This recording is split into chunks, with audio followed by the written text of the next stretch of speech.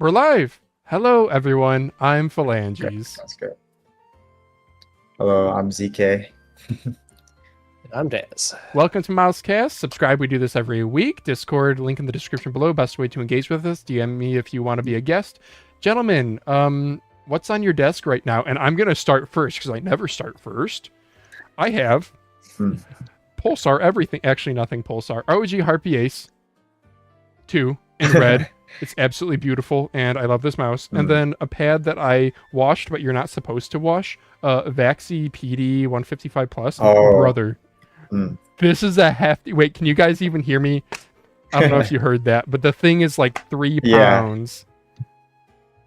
Yeah. Even the 170 is heavy too. Yeah, what do you got, ZK? I have a X2N and I have a... Let's see. I'll try to pull it up. My Mercury Pro is what I'm Nice. rocking right now. I need to check out the whole new Pulsar lineup. I just got this 4114 V2 Clouds edition.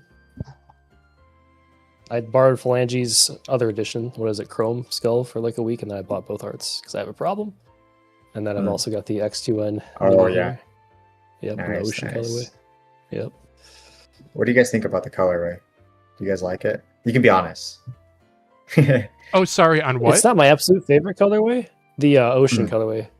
I wasn't super hyped about it like online, but then I got it in person, and like the theming of it's really cool. Like with sand on the beach, sort of like water ocean. I do like it. Yeah, I like that it's a bit different. Yeah, the whole elemental lineup I think is fun.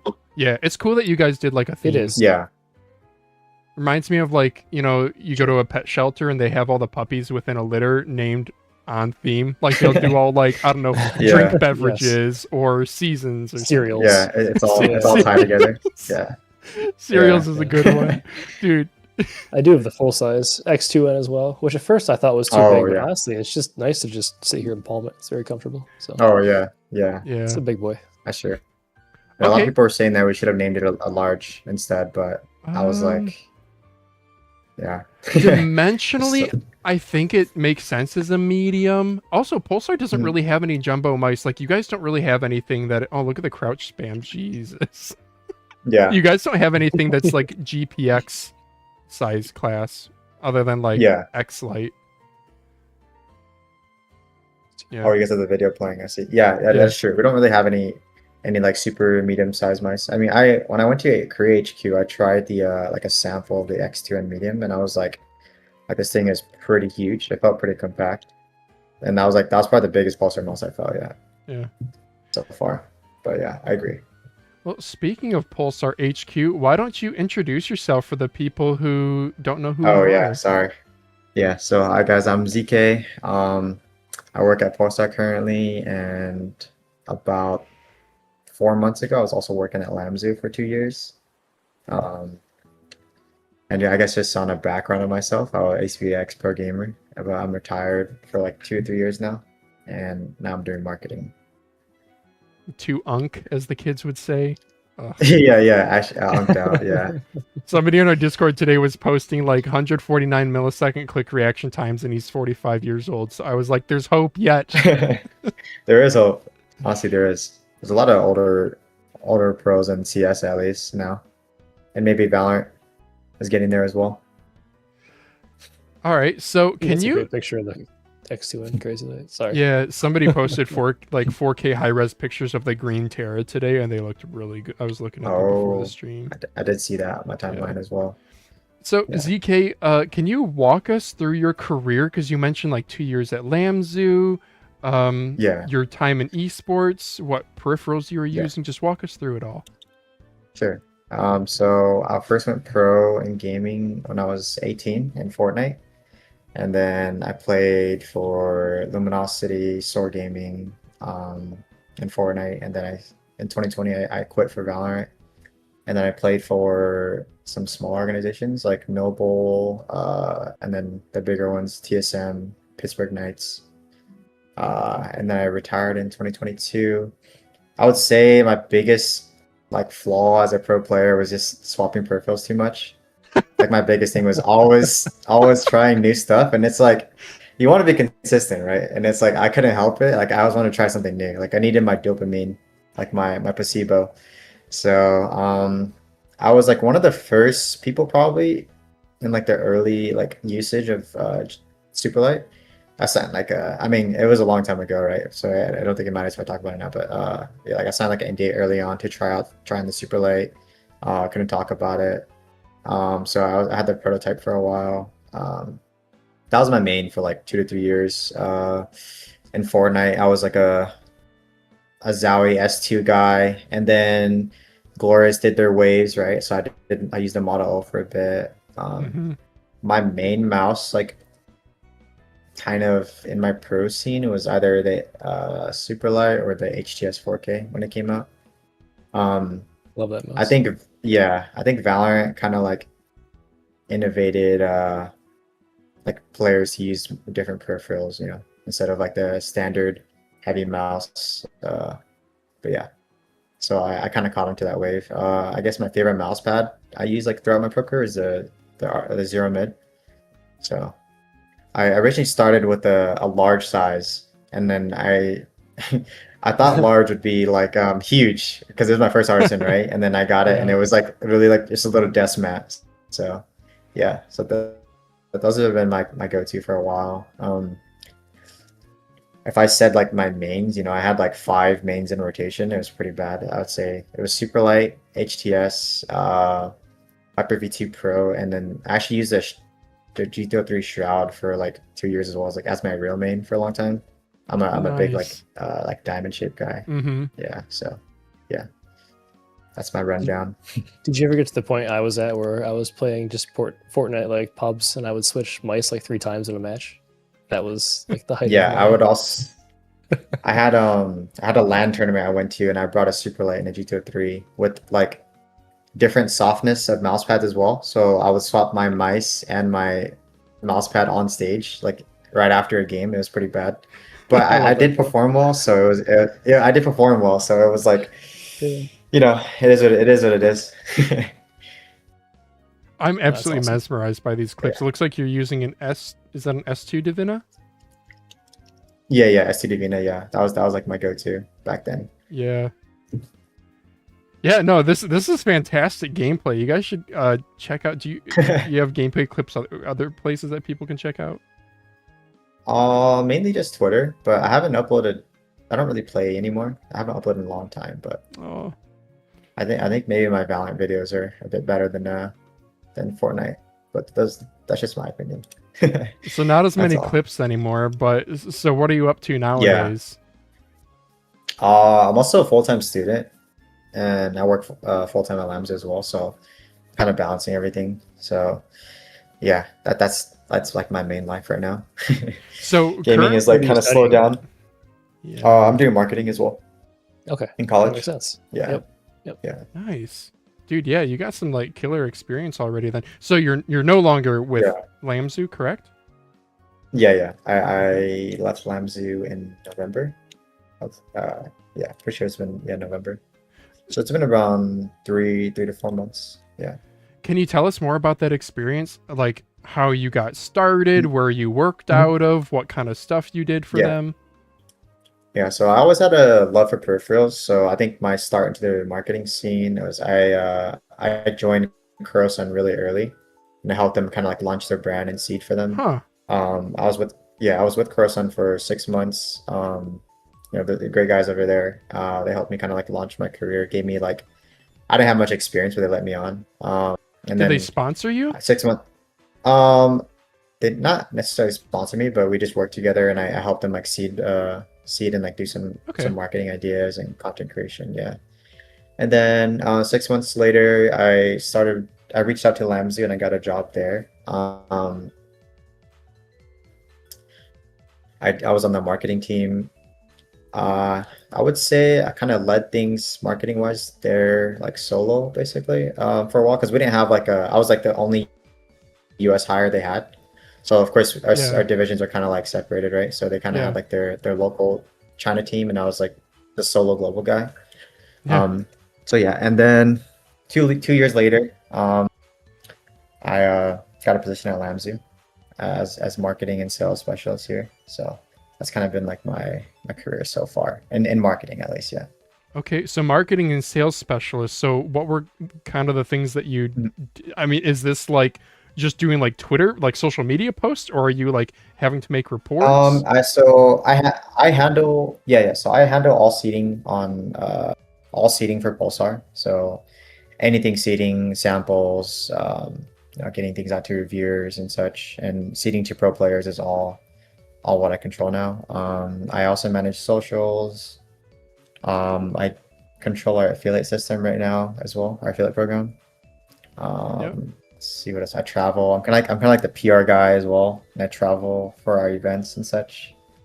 And I guess outside of So is that, I there mean, there's overlap with- definitely more, but yeah. Is there overlap with Say again? LTG as well then, with the acquisition? Not overlap. I would say we're just 2 in 1 now. Okay. So we still operate and like we sell like other mice and such and other brands and such like that, but we're not I wouldn't say there's any overlap. But we do operate both companies in one place, if that helps. No, that makes sense. Yeah, and the pads sort of Yeah. kind of came over and got the Pulsar brand. Yeah. Yeah. Yeah, exactly. Yeah. Okay. Let's see. Sorry, I'm just looking at the questions as well. Yeah, I mean, what about how'd you get the role at Pulsar? And are Honestly, you doing the same thing? Am I doing the same thing as in like my role? Yeah, like job duties, or if there's any Sorry. differences. I just explained. Sorry, I left it out, but I just explained like you probably thought it was Lamsey with that. This is my current job at. Oh, Pulsar. okay. Yeah. Okay. Sorry about that. But basically, it is the same. Basically the same thing. I kind of just transitioned over and brought over my skills for them. Okay. But yeah. Did you contact them? Yeah, I did contact them. Yeah. Okay, really interesting. Yeah. May I ask why? I just wanted to work more so. I wanted to find like an in-person opportunity because I worked remote for a long time. Okay. I was also pro gamer for a long time, right? So I haven't had like an in-office experience and like collaborating with the team in a while. And at Lamsey, we didn't. There wasn't like any other workers in the US at the time, right? So there wasn't anyone for me to like bounce ideas off of. So I just wanted like a new work environment with and just being able to collaborate with the other team members. That was like my main thing. Just trying to grow as much as possible. Yeah. Was my main goal. I think it's almost more impressive that you reached out and now you're head of all the seating, and they were like, "Yeah, this is awesome." I definitely got some big shoes to fill. I would say, I'm sure you guys know Ambrose, but he was the main guy here, and I messaged him a while back, and then he sent my resume to the CEO, and we spoke a bit, and from there on, it was quite like a bit of a long process, but eventually I ended up working at the company, and then for my first week at Pulsar, my first month at Pulsar, they sent me to their Korea HQ to train and work with them in person out there. So yeah, it was really cool. I got to see everything. Wow, Creator HQ they called it. Korea HQ, Korea. Because we're based in Korea. Yeah. We're based in Korea. Yeah. Okay. Can you tell us more about that? What that's like at Pulsar's HQ? Yeah, Pulsar's HQ honestly really surprised me. I didn't know it was so in depth.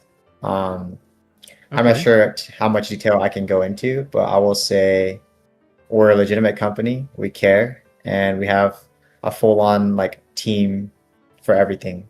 So whether that's packing, QC checking, engineers, marketing team, everything you could think of. It's very professional, right? We're a small company, but we take things serious, and we're definitely going to be on the rise as we already are, I would say. But yeah, now I understand why Pulsar is like scaling at the rate it is, and it's the work environment that the CEO was able to like put in together makes it like not only like a super serious job, but in a good way. But like you can see that there's a thought behind everything, right? And there's intention behind everything. So yeah, it's a really well functioning team. Yeah, exactly. Like from the clean website to the visuals to the products, it just kind of it tracks very well with what you said there. So yeah, Yeah, it surprised me a lot, honestly. And yeah, and I was like, when I went there and I came back, I was like, man, that was like it was like a surreal experience, right? Because I haven't had that before. And I think Yeah.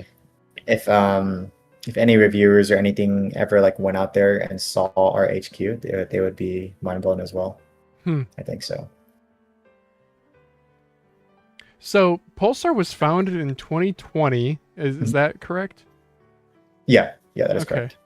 And you guys experienced incredible growth, probably more than any other peripheral brand in that short amount of time. I mean, you guys have a global presence. You guys are in brick and mortar stores. You guys have probably more SKUs than any other manufacturer. Yeah, that is true. We have a lot of SKUs. Yeah, that's very true.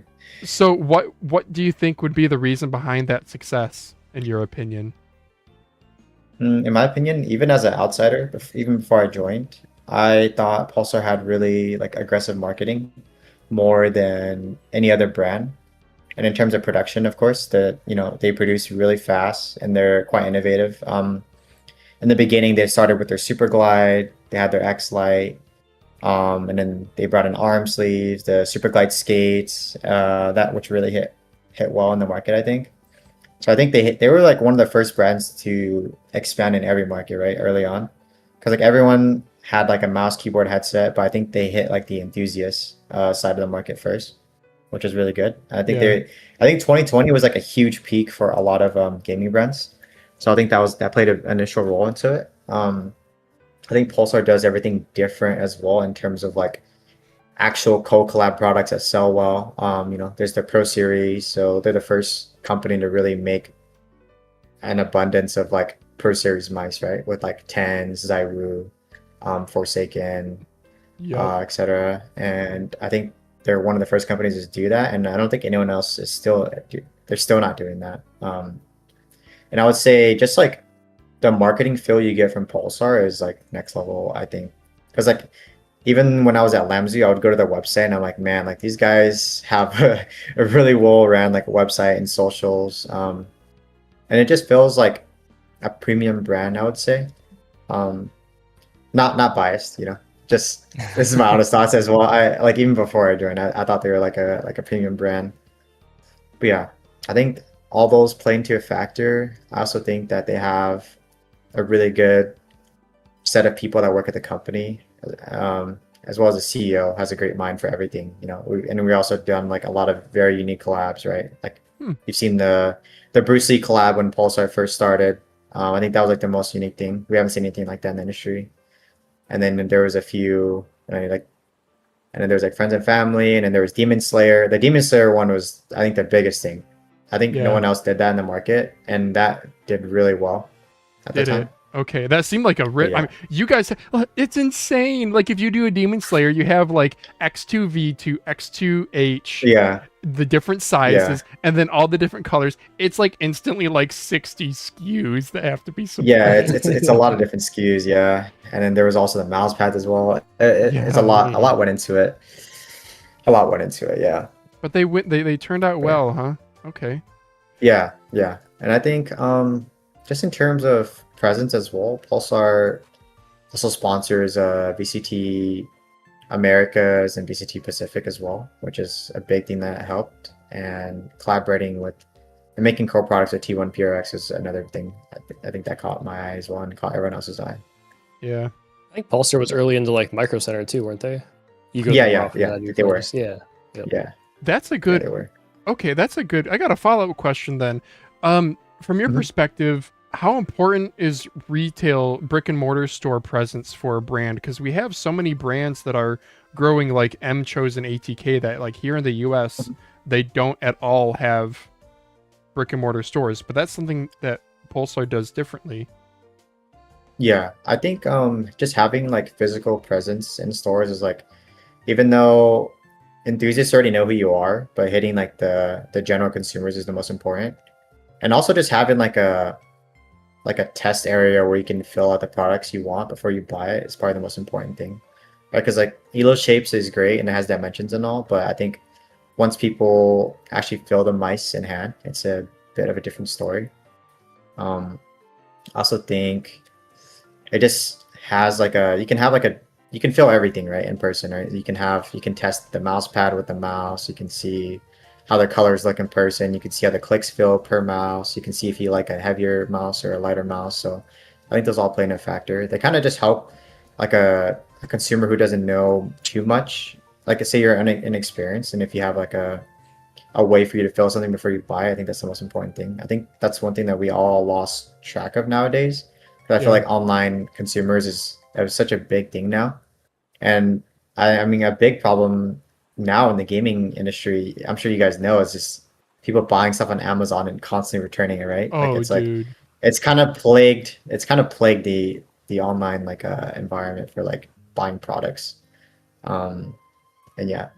And of course, I don't know if you guys seen, but in Tokyo and in Korea, we have our Play Stores as well. Yeah. So it's like an area where people can test their keyboards, mouse pads, and get hands-on feelings. And they don't necessarily have to buy anything, but it's a very hands-on experience. So yeah, I guess you can say that exactly explains like our vision on retail at Pulsar. Even this is so clean. It looks like an Apple store for mice. Yeah, this is like, it's so impressive. I mean, like I said, all bias aside, but this is the coolest thing I've seen, right? It's like there's even like a hand in one of the pictures. There's even like a hand measurement thing, and it's a really cool experience, and all the products are out there.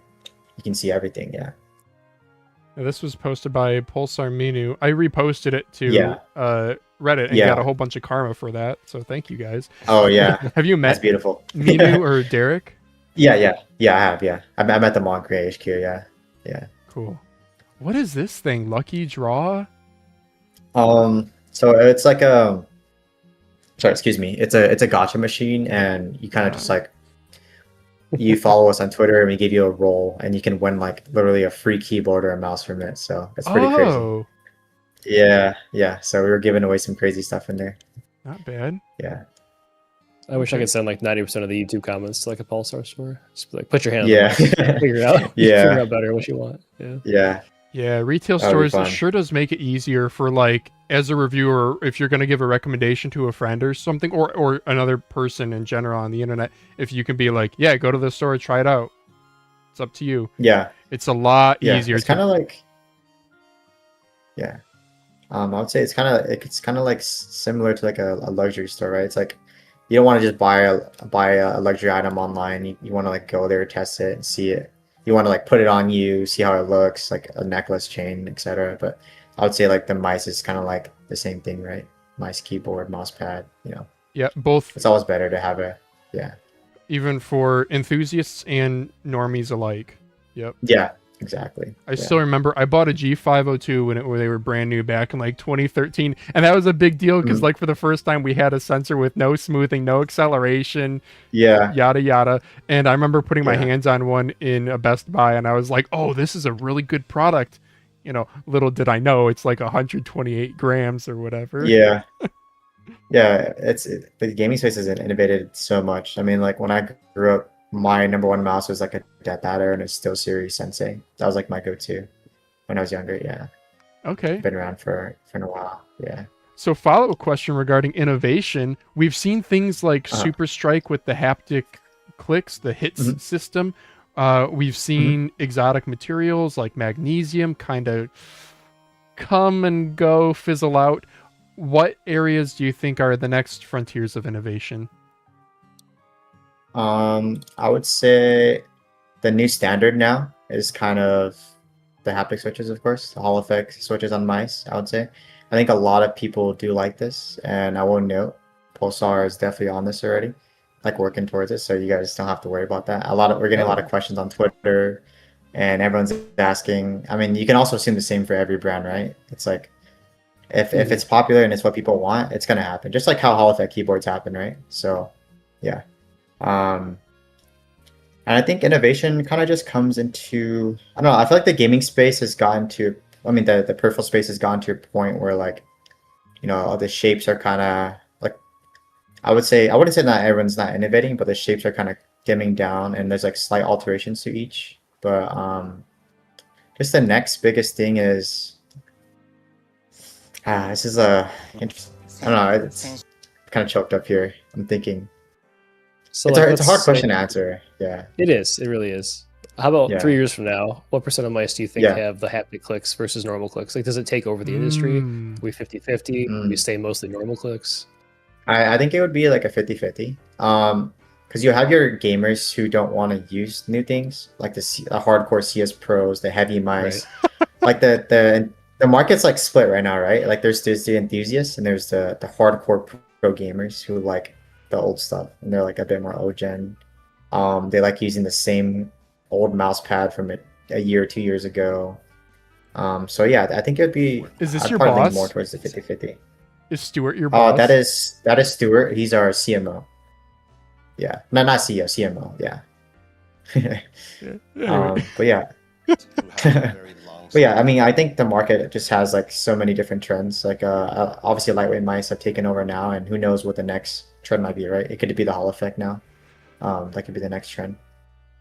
And this is just my opinion, but I think like Hall effect is amazing. But I think in general, people are always gonna.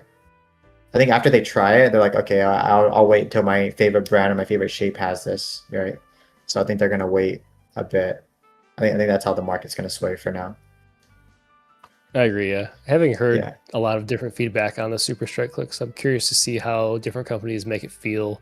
If it's all very similar, if they can get a different feel to it, if it can get closer to like a mechanical click almost. Yeah, it'll be interesting to see where it goes. So yeah.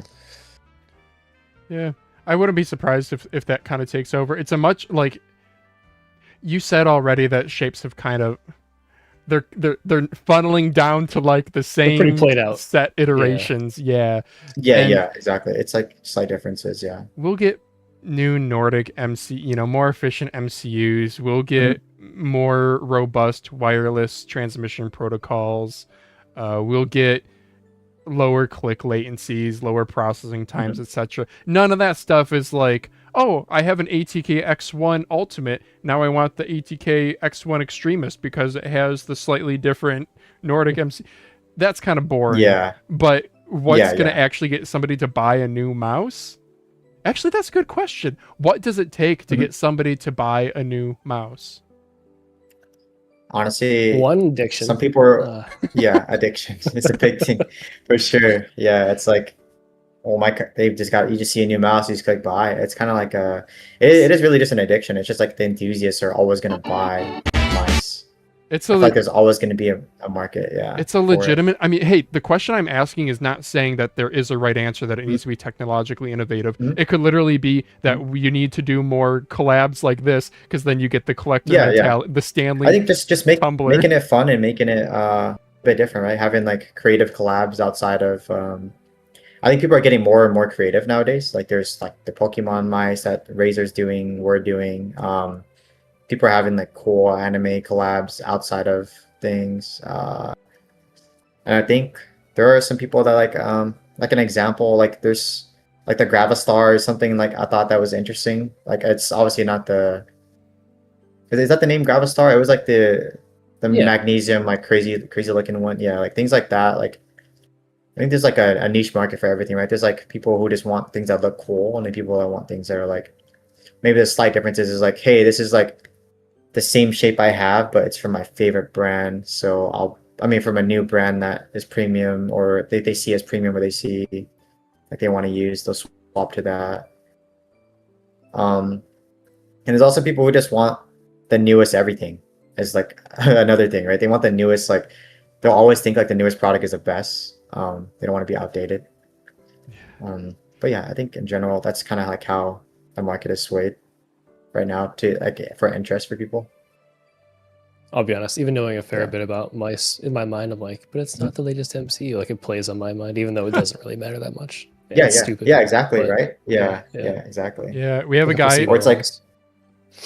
We have a guy in our Discord who won't buy a mouse unless it's $39.50, and it's not because I need the 0.2% extra tracking accuracy. It's just because there's so many good products out nowadays.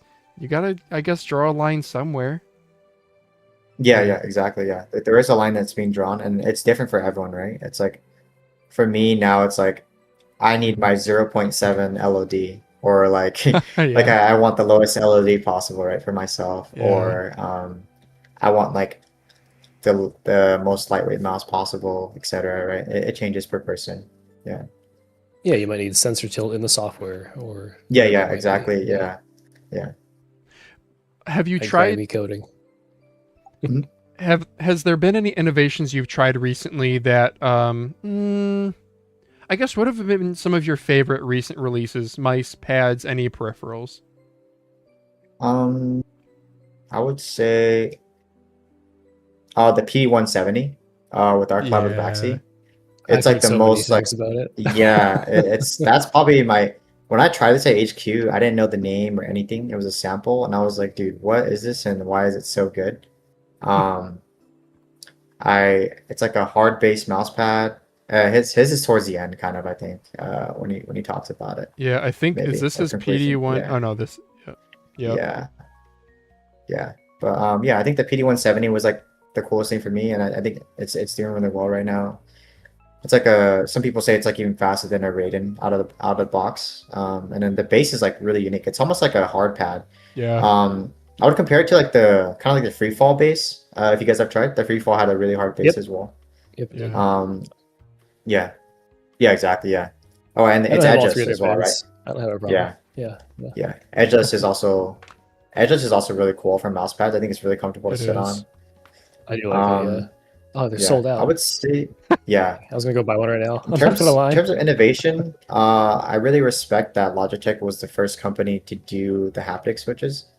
From what I know, this is not anything new. I think people have been looking at it for a while, but no one wanted to press the button on it, right? It's a bit risky. Yeah. But I think they did it well and they marketed it well. So I think that was a big thing. I mean, they're going to change the industry, right? So it is huge. And in terms of releases, I guess that's really about it. Like anything that's like actually game changing. I mean, of course, there's like outliers like G-Wolves who make like crazy shapes and super lightweight stuff. And you know they take like the unique shape like to the next level. And then yeah, in general, I think that's all that's really on my radar right now. I mean, we saw like the meme thing. I saw like I don't know if you guys saw, but Raw input one of the people were posting like it was like a armrest that was like moving with your arm and you like hook it up to your table. I thought that was pretty funny. And they reposted that. Yeah. I was DMing with them about it. Oh yeah. Yeah. That was... So I thought that was funny. That's just a funny mention from my end. Yeah. Yeah. I gotta say, it is fun just to try new stuff. Like the idea of end game. Okay. How about I ask you instead? Is end game real? End game real? Honestly, I feel like as technology evolves, no. Like you'll find your end game for a while, and then you're like, man, this pro player is like destroying someone on this. Like I want to try it, or like, man, like everyone's buying this. Like how about I try it? And it's just like an endless market. I feel like as a consumer myself, like, I mean, even before I joined like Pulsar and like now it's merged with Lethal Gaming, I was like a top 10 customer on Lethal Gaming, like just trying out new skates that came out, trying out new mousepads that came out, trying new mice all the time. Like I spent like $2,000 on Lethal Gaming alone, and this is just on mouse skates and mouse pads. So you can imagine it's a good amount of money. Yeah, so I think endgame it's not the truth. Like people have like everything has to like catch up to the modern times, right? Eventually, so like your stuff will become outdated, and then you have to find your new end game, I think. Yeah. Okay. How about product development? What did I put here? Pulsar versus Lamzoo's differences, similarities, and maybe you don't need to pick on your former employer or your current employer, but I guess I'm just interested in like culturally, how do different manufacturer brands approach development? Are there similarities? I would say everyone like kind of runs a general like roadmap, and they kind of plan out what they want to do, and they think about like either like there's two ways, right? People either want to like for example like Razer, right? Like they have their couple flagship models, right? The Viper, and then the Death Adder, and then they kind of iterate it slightly, or also at Pulsar we do the same thing, right? We have X2 V2, X2 V3, X2 Crazy Light. And then of course like Lamzoo has their Maya champions. So I think in general everyone's usually in the same boat. I think one thing that Pulsar just does different from everyone else is we have a different versions of everything that's upgraded constantly, but we also have a lot of different like lineup mice for our lineups and such like that. And I assume you guys saw in our product lineup, there's like we're trying to hit every market possible, I would say. Not everyone is trying to hit every market possible. They're trying to hit either FPS, and then some are trying to hit MOBA, FPS, everything you could think of, right? MMO, etc. So yeah, that's my thoughts on it. So you mentioned all the different X2 mice. Do you think that naming scheme will stick? Like the X2N and like the X2 are very different mice, but they're similarly named. Like what are your thoughts on that? My thoughts are, I guess you have to just kind of distinguish it based off of a letter. But like for us, we know like that's yeah. I think for a general consumer, if they don't, the average consumer, I think it could confuse them a little bit.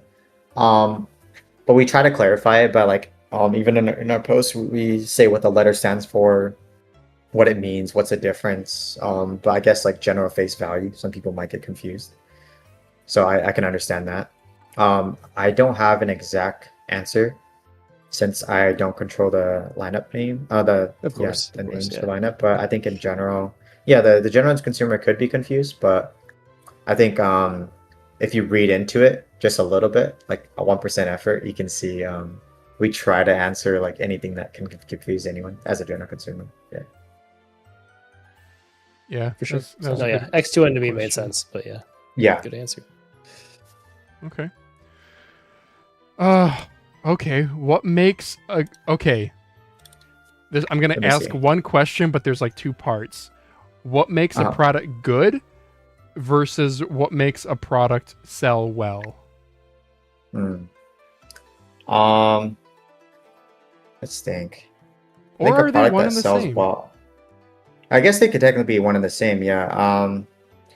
Like I guess an example. Let me think. I think my words in here carefully. I'm just thinking. Product that sells well versus good. I know product that sells well. Yeah. Something that always surprises me is just you got to remember, like, enthusiasts we're all enthusiasts, but we're pretty bad to cater to a lot of the times because we return stuff. We're picky about QC. Whereas a sale is a sale, whether it's an enthusiast who's returned 7 mice before finally settling on one, or a normie who just walks in because they're finally ready to upgrade their Logitech G500 laser wired mouse.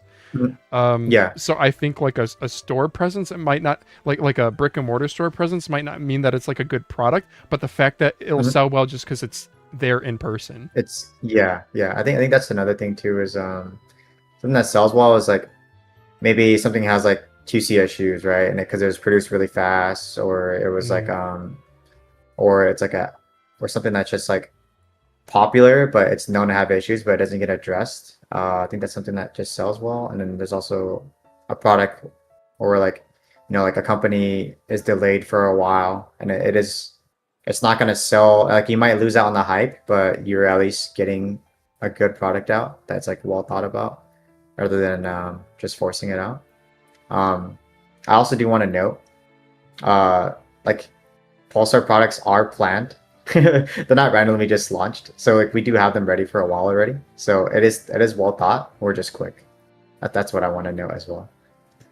Yeah, I think that's pretty apparent. I mean, the FCC listings that I've leaked on MouseCast and on Reddit. The listings are what was the X2N was from September is when I grabbed that. So and that was September. So like the thing was already like. The electronics were already final production because it was being tested by the FCC, or validated, whatever. Exactly. Yeah, exactly. Yeah. But that's kind of like my stance on it. Sorry, I don't know if I answered exactly what you needed to hear. I think so. Yeah. That's what I think. Yeah. Okay. So what are the more challenging part? I don't know. What have you had any role in product development, and what makes product development, maybe probably more difficult than what people imagine? I would say I haven't had any exact like help in that. at least here at Pulsar. But I think the most like the hardest thing about product development is just like trying to hit all markets. You can't please everyone.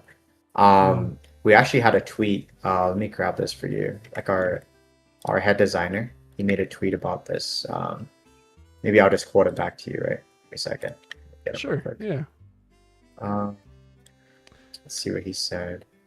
Yeah, having something to please everyone is tough. Luckily, Pulsar caught on to the ZOwie methodology of, offer small, medium, large, and that has been oh, dude, I had a buddy who got an X2 or an X-Lite Mini because it's like one of the smallest ergos that you can get in a sea of giant ergos.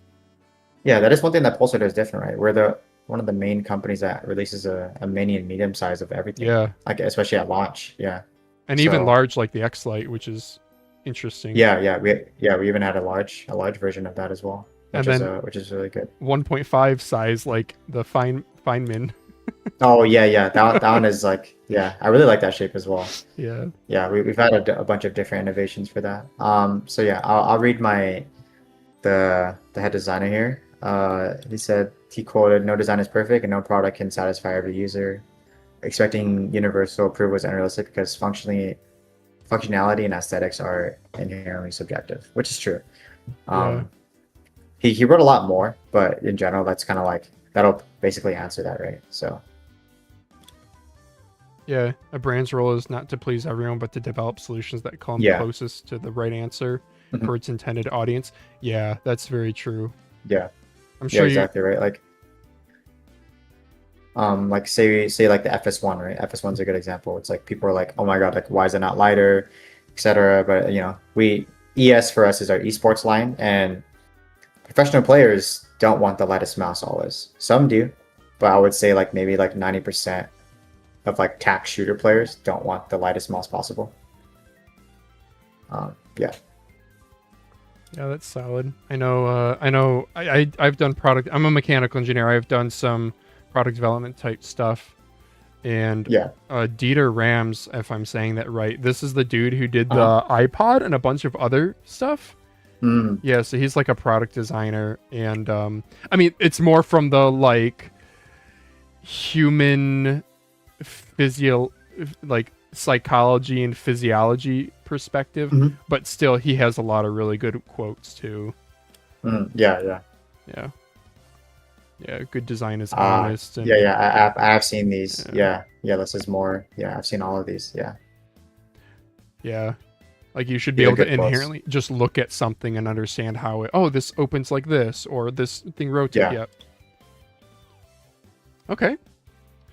Here's a question you might get a lot. Nordic 54 series when? I would say I don't have a direct answer on this, but I will say like if there's any new technology, you can always expect literally Pulsar or any emerging brand to upgrade as well. But yeah, I don't have an exact clear answer for that. I don't think so. Sorry about that. Yeah. But you guys are well aware. Not my place. Yeah. We're always well aware. We pay attention to what everyone is saying. So, yeah. So a side question to this, I don't think people realize Feynman, I believe, was the first time Pulsar developed an in-house firmware. Do you know anything about that, and if that's going to be the future of? I wasn't here for the Feynman, so I'm not too sure entirely on that. But I will say, I mean, I'm not too sure on that one. I think that one's like a little bit just too far past from when I came, so I can't answer that completely. Okay. Yeah. Oh, let's see. We already talked about SUPERSTRIKE. Okay. Why don't we do? How are we doing on time here? We're 44 minutes in. Are you doing okay on time? Yeah. I'm good. Fine. Yeah. Okay. No problem. We got some questions from our audience. Oh yeah. Shoal who's a mousepad reviewer, and he posted, "Would you beat yourself from 2 years ago in a 1v1?" And he did not say what game or platform or anything. Yeah, I think I'm pretty washed now, so no, definitely not. I think like I haven't gotten like entirely worse, but like if like obviously when you're playing a lot, you're kind of like in prime form, right? Kind of like you're playing constantly and you're like in the flow. But I don't really play at all now, so I would definitely lose. Definitely, for sure. Yeah, I would lose. feel the same Any way. game I play against myself, yeah, I would lose 100%. Games have changed a ton too. Like we're watching a Fortnite clip from 6 years ago. Mhm. There's so much. Like Yeah. I played Fortnite around this time ish, so like Mm-hmm. this feels familiar.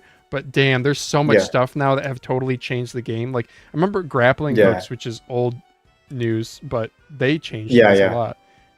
Yeah, everything. I mean, Fortnite is not even the same game I played. Like, I wasn't even like, Oh. honestly, I was really bad at building in Fortnite, and people were like, for a pro, I was pretty bad at building in Fortnite. And people are just insane now. Like, and it's dominated. I was also like, I was a boomer in Fortnite. I was like 18, and everyone else was like 14 years old. So I was just like, I was considered old already. I'm like, dude, I'm 18, but I'm an old person already. Oh my So because the average is so gosh. young. Yeah, average age is so young in Fortnite. So. That's crazy. Yeah, I talked with a guy at Micro Center who was like, yeah, local college teams are starting to go to high schools to recruit, but then the high schools are all the talent's already swept up. So now they're going to middle schools. Yeah. Yep. Basically, that's it. It's like how it felt. Yeah. Mm. It was pretty crazy. Other questions from our audience. Rose Caitlin. Sorry, Rose, I have abridged your questions. Oh, I see. I see. Yeah. What are the current distribution and expansion? I guess are there plans for expanding current distribution? Yes, I would say you can expect to see us in more regions soon. We're working on that. And in terms of expansion, it's about getting like a Play Store basically in every region that we want to like Oh. represent. So we have one in Tokyo, one in Korea, and hopefully one eventually in the US as well. And then of course maybe one day in Europe. But those are like our future ideas, I would say. But yeah, Okay. like global distribution is definitely important to us, and we're trying to work towards it. Obviously, it's a bit harder like in the current day and age, but you know we'll do our best to try to hit every market. Yeah. Yeah, Pulsar Americas. I saw. Was it you who tweeted the like sign picture? I don't know if you guys got That was me, property. Yeah, that's yeah, awesome. yeah. We have an office here in Georgia. Oh, okay. You're near LGG then? Yeah, Okay. that's correct. Yeah. Next question from Rose Caitlin. Mhm. When is the shape making software coming? I don't take this I too have- seriously. Yeah, I have no comment on it, but obviously you guys saw it in the video, so everyone knows it's a thing. But yeah, no comment on that. No further comment. Yeah. Yeah, no problem. And is Pulsar by You abandoned, or is it going to be updated with maybe Crazy Light products? It will not be abandoned. We are just reworking it, so that's what you guys can expect. Yeah. I think our next focus as well is to allow it to be done for keyboards. So, yeah, I think that'll be a big thing that people will like, being able to do on keyboards and such. Yeah, I like the mouse pads being able to customize the Super Glide to say silly Yeah. things. Yeah, Super Glide, mice, and then next we have our keyboards. So yeah, it's not abandoned. We're just working on certain things, and it'll be even better than before. So. Okay, that's exciting. I'm gonna see if Yeah. there's any other questions in chat here. Toronto soon, I guess.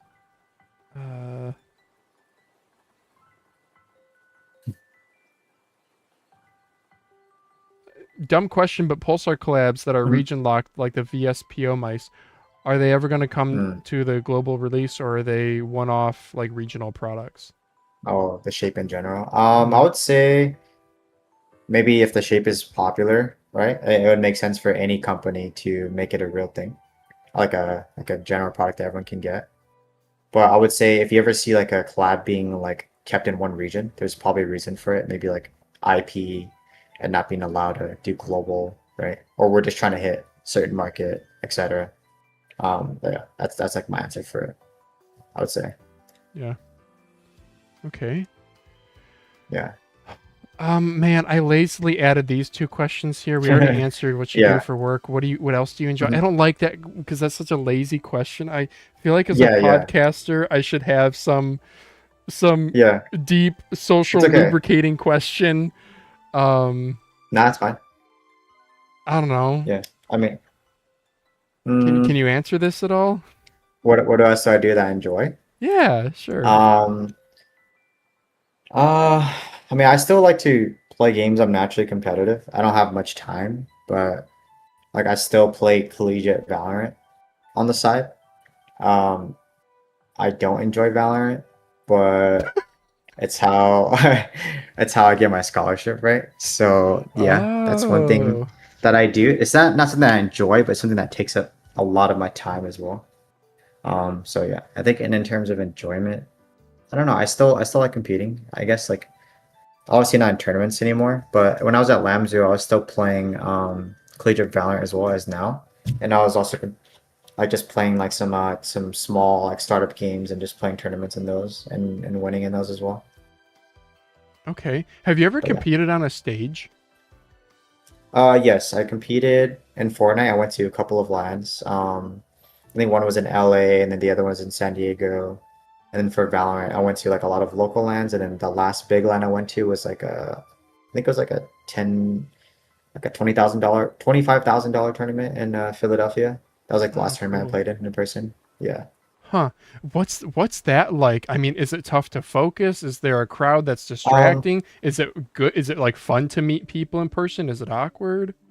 yeah, I think that's like the best thing about competing. That's the main reason why I quit Fortnite. There wasn't a lot of tournaments in person at the time, because COVID happened, Yeah.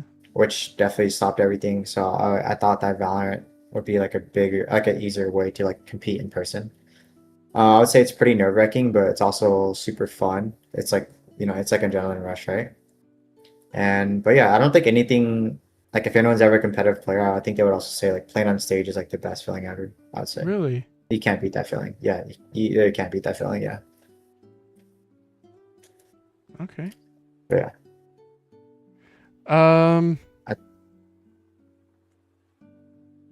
I don't know. I guess I'm all out of my questions. Daz is not here. I yeah, don't know if he has any. yeah. Is there anything? Um, Do you have any?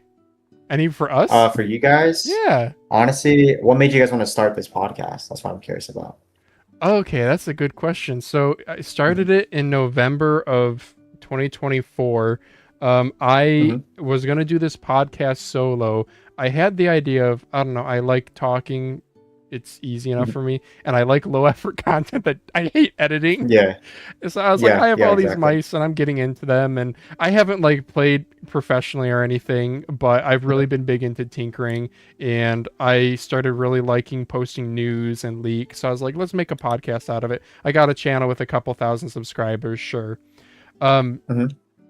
so I had this idea, I don't know, maybe for a month or two, and then I was like, I got to just execute on it. Like 1 or 2 days prior to the first episode, I had been messaging with Daz. So Daz and I had met up. Actually, we met through eBay and we met in person, did a transaction. I fixed an X2H with Oh, like a sticky click, the little mm. foam that dampens post Yeah, oh, travel. yeah, They get sticky if it yeah. wears away, and I fixed that for him in a Mhm. parking lot of a shopping mall. And so we Mm. had So kind of Pulsar, yeah. So we had been that's chatting crazy. for a Mhm. little bit, and then like 1 to 2 days before the podcast, I was like, "Hey, random thing, would you want to like do a live podcast with me?" And he had never done any Mm. YouTube thing or anything before, so he thought it was pretty awkward. But he was like, "Sure." He was getting more into it too. So that was November. Then he started his channel in December, and then he's just really, really accelerated and grown from there.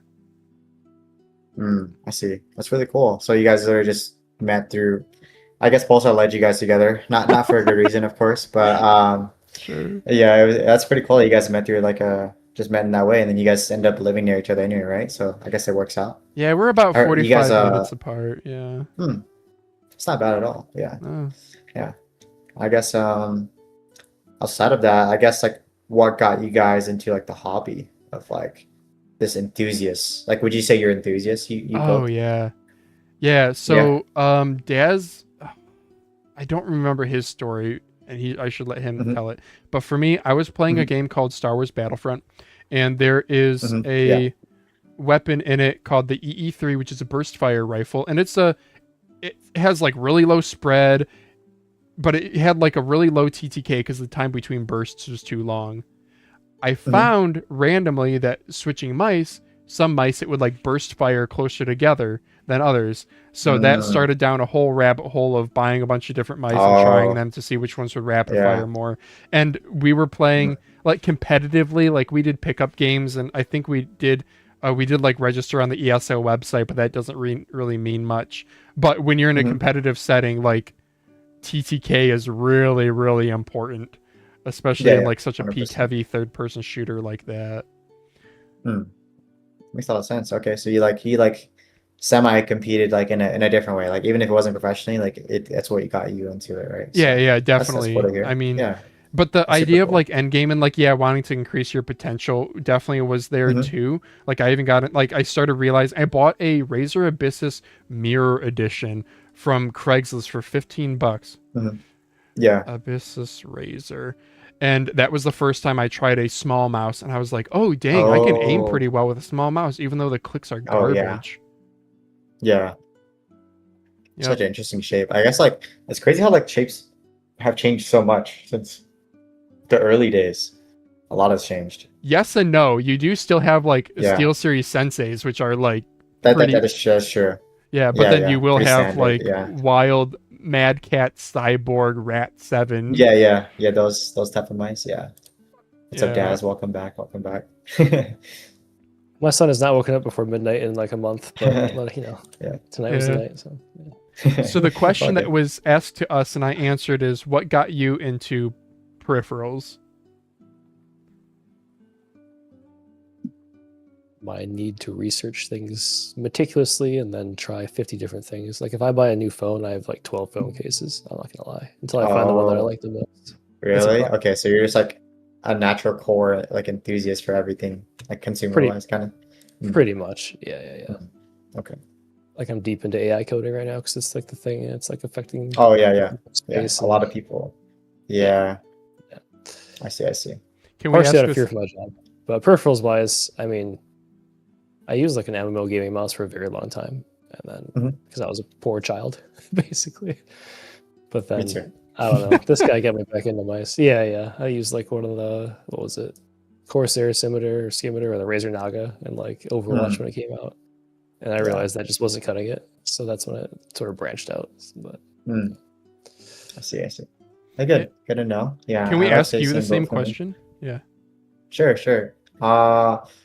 Growing up, I always played. I mean, I've been on PC since forever. Like a lot of people were like, I think a lot of people now are like console to PC, but I was like, PC was my first thing.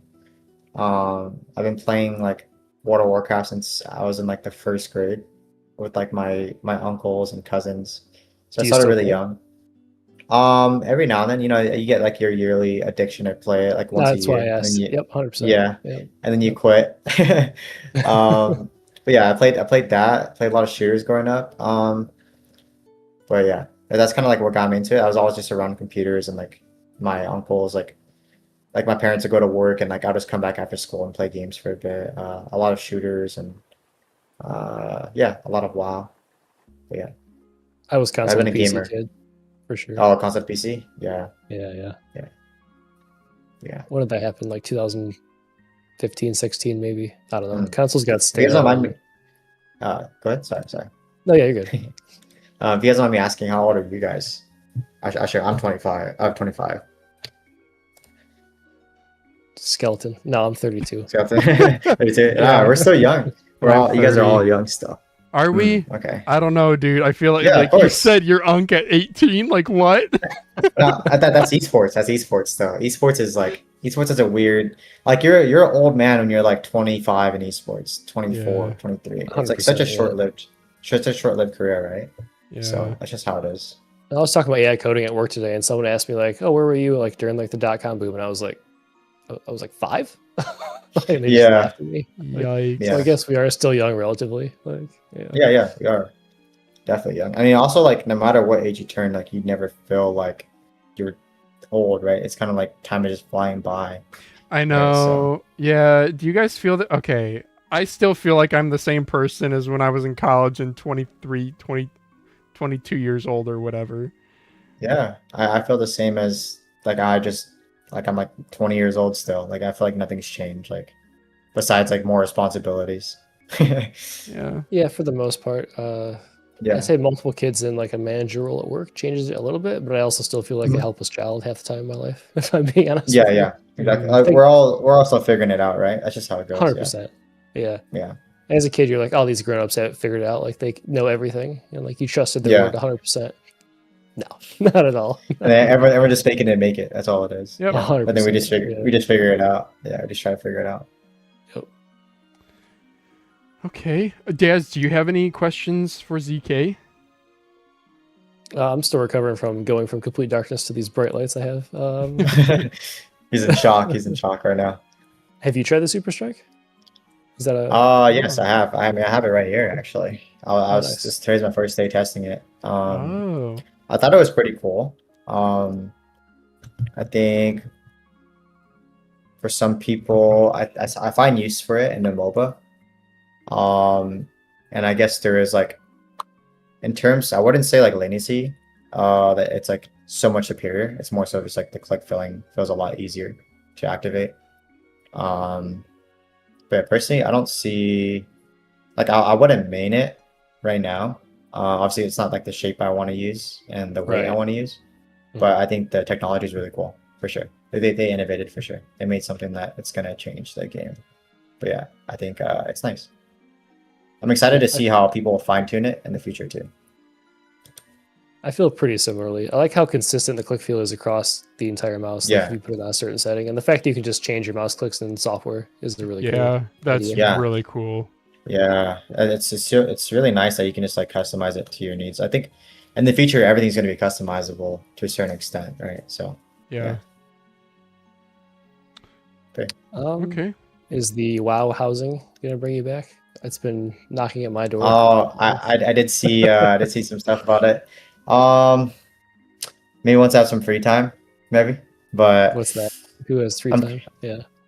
yeah, free time is hard nowadays. I'm mostly just waiting for the new Riot Games MMO. That's kind of my next thing. I've had like my fair share of WoW. I mean, because I've basically played WoW since first grade, right? So it's been many years, 10 years. I was there Which for like expansion? when I you was start? playing, it was Burning Crusade and Lich Okay, King. so you started before me. Even. Yeah. That's funny. Yeah. Yeah. So I was really young playing, but yeah, that's how it went for me.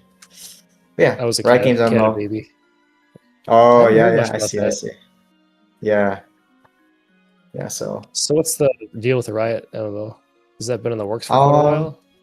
yeah, it's been in the works for a while. I don't know. I'm kind of worried now because I thought I saw something about like, I don't know if this is true. You guys don't quote me on it, but I thought I saw like they got rid of a lot of team members that were working on it. So I'm like, what's gonna happen? Kind of worried. Or it might have been something else.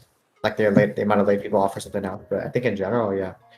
I think it's just like Riot is just always like they're like a part of like the gaming ecosystem now, right? They have Valorant, they have League, like they kind of own the MOBA, FPS, and then they have TFT, and then they have their fighting game, and then now they're gonna have an MMO eventually. So I think they're just like the company to look for when it comes to like new games that don't actually flop too hard. There's a lot of games that I find fun, but like it dies out for other people. So but I think in know. general, Riot kind of makes games that can outlive the initial hype and stay popular. Yeah. Yeah, a new shooter will come out and I'll enjoy it for a week, take a week off, and I come Mhm. back and it's like, oh, we're dead. Yeah, it's dead. Yeah, exactly. Yeah. Yeah, that's how it always goes nowadays. But also, you bet I caught that MMO mouse color from Pulsar, and I'll be picking that up. And maybe that's what I subbed a while for the first time in years. Yeah, we did have the leak of that. Yeah, and the I guess- 2026 roadmap video. Yeah, Yep. exactly. Yeah. If anyone wants to see the cool stuff we have cooking, it's there. So it's really easy to find. Yeah, you just have to pause at the right time, and you can see everything that's coming. Exactly. Yep. But yeah, roadmap is looking pretty packed for this year, so maybe the free time will be non-existent. Maybe. We'll have That's to the other see. problem with like playing WoW is when I play it, I like go way too hard and it just consumes me. That's all I want to do, and it's Yeah, it's a yeah, problem. exactly. Yeah, I try not to get myself into that trap because it's like, man, once I get in it, it's done. It's hard Have to you get guys out, played and then it's like one day quit. what Yeah, you're saying? exactly. You're just cold turkey. Have you guys Yeah. played Deadlock at all? No, not yet. I have No? not. No. Mm. Did Are you you guys have a good into like time on mobile it? games? I think it's Eh, pretty good. I think I heard open beta is pretty popular now, or I don't know if it's open beta now or whatever it is, but yeah, I've seen a lot about it. Oh, you're pausing the right thing here too. I can see this. It's another Uh, good thing to pause on. MOBAs, I don't know, not really too. I'm not like I wasn't amazing at them. I played some League in college. That was about it. Mhm. Yeah. A little bit of what was that one? I'm drawing a hard blank. Whoever made a bunch of random games that were sort of like knockoffs, Paladins, the company that made High Res. Oh, had Paladins. Like Oh yeah, High Res. Yeah, High Res Studios. Yeah. they had like a MOBA though. Oh, 1 second. Smite. I've played Smite for more than I Smite? should have yeah. probably. Yeah, it was kind of fun. I played Smite as well. Yeah, I played Smite for a couple of years, like just casually. Yeah, it was also always fun. Are you more of like a MOBA guy than a shooter guy? Then would you say? I've always played Personally? shooters. for Oh, the you did. most of Okay, my okay. life. Yeah, like console okay. Call of Duty for the longest time. Oh, was, console like, COD. Yeah. Did you ever Yeah. play like Pro Mod or anything like, or like Battalion, anything like that for fun? Actually, no, I didn't. Yeah. No, you did. Okay. Yeah. Phalanges. Ever played Oh, MOBAs sorry. at all? No, never. I've only no. been FPS Never. games like my entire life. The FPS first game guy? I played Mm. was free to play Combat Arms. That's how I Oh, yeah. started this channel. Classic. Yeah, it's a classic. Can't go Yeah. wrong with that. Yeah, lots of cheaters, and then you yourself get accused Yeah. of cheating because there's just so many cheats, and then it was pretty pay to win. Yeah, and annoyingly, the end game engine had built-in mouse Excel that was like a terrible curve, and I didn't realize Oh, how yeah. bad it was until I played other FPS games. Yeah. Couldn't go back. Yeah, it was What else pretty like- bad. Action RPGs I can get pretty big into. I played Lost Ark like, for 300 hours in a month when it came out. That was pretty. Yeah, that was I a time to played be a alive. lot of. That's good. Lost Ark is good. I never got to really fully play it, but I was more like a Diablo guy, probably. Yeah. And then I played a metric shit ton of Hearthstone back in the day. Hearthstone. Yeah. Oh, Hearthstone's good. Hearthstone's good. Hearthstone's good. And when Battlegrounds came Classic. out, it was over. I played that so much. Yeah. Oh yeah, yeah. Those are the good games too. Yeah, you guys have a good variety. He told me about the story how you guys met on eBay on a broken Pulsar mouse. yeah.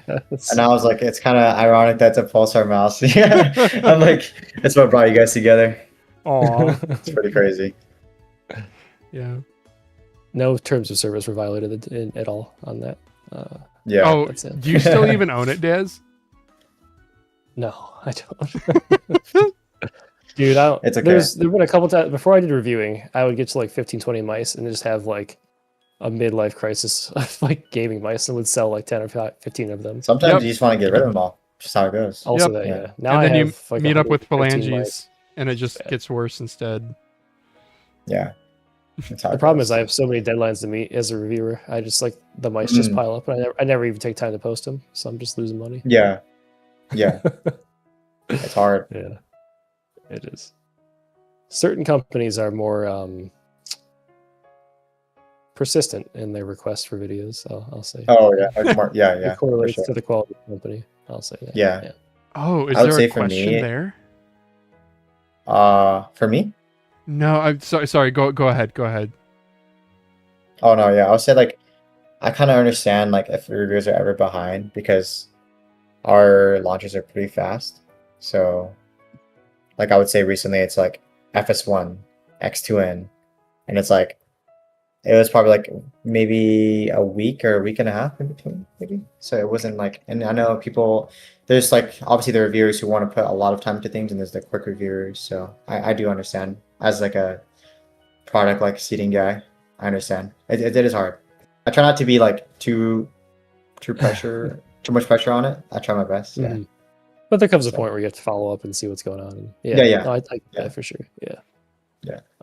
No, I think I have 18 things in queue right now that are in my house, which is a bad thing. That's crazy. That's not good. So, Yeah, it's a lot. yeah. Yeah. Anyway. So the question I guess I have there is, what criterias do you have for who you seed products to? And is it different with different brands? Because you've also worked at Lamzu. I would say since I came to Pulsar, since they kind of made me overtake it, I'm kind of like reviewing and kind of redoing everything. But my criteria isn't entirely, it's not really based on views entirely. It's kind of just more so of like who's done product reviews for us before, or it's like someone I want to make a new connection with. Like turn them into like, not turn them into our reviews, but like I can see them as like a constant viewer we can go towards. I like, my criteria is kind of just like people who can constantly release good quality videos and support us while we support them, right? I like working with just like a set group of people, right? So basically every launch you might see the same people for mastery videos. It depends if it's like a limited edition item or like FS1, right? FS1 was like was more so like an esports oriented thing, and we didn't want to do too much reviews on it as much as before, because it's esports based, and like of course peripherals are in a different like field right now, so it's like the ES line might not make sense to reviewers now, but they also have to think about it from a different perspective of like, this is for the standard esports pro, which is not into sub 30 gram mice, like crazy stuff, right? Like it's like they want like just simple things, right? They want just like a 50-60 gram mouse, and they just want to play, and that's it. Okay. Yeah. That's my take on criteria. Yeah, I was surprised sometimes when I get stuff, because I like don't really have a review channel. I have a podcast. My reviews are me disemboweling your products on stream. Yeah. I think also like if you support us, we support you, right? Like we're like community based. That's how I see it. I think the community is really important. Even at Lamzu, I tried my best to I mean, I'll just be frank, right? Like one of the projects I worked on was the My X at Lamzu, and my marketing for that was just community, and I didn't spend any money. It was all like just genuine, like just genuine marketing. Like I just seeded it. I was like, hey, if you like it, talk about it, etc. I sent it to a lot of pros, and you know, it did pretty well. And then I'm kind of like putting that same recipe here at Pulsar, you know, trying to do like just organic marketing and just having people like trust us and we trust them. And that's why I also joined Pulsar, because they already kind of align, right? They're the first company to, I'm sure you guys seen like the X2F samples back then. They've even done like an arm brace or the X3, like letting the community test stuff. I think that's like one thing that really intrigued me, because I was like, man, like they do want to listen to the community. So, and that's like one thing I care about as well. So, yeah, Pulsar does seem more community driven, like probably one of the most community driven brands. Yeah, I mean, all the collabs. We made a left-handed mouse. yeah, left-handed. We made a left-handed mouse. Also like skew that's machine. Not everyone would want to do that, but we did it because we knew the community was asking for it. So, and it's just wild that like Boardzy can go into a Micro Center and see his mouse on the shelf, or random Frank P. That is well, yeah, random Frank P, really cool. and then and the Boardzy stuff. Yeah, that's also another thing. That stuff's pretty cool. Okay. I think I just want to move on to our final question then, which is there anything important that we haven't discussed?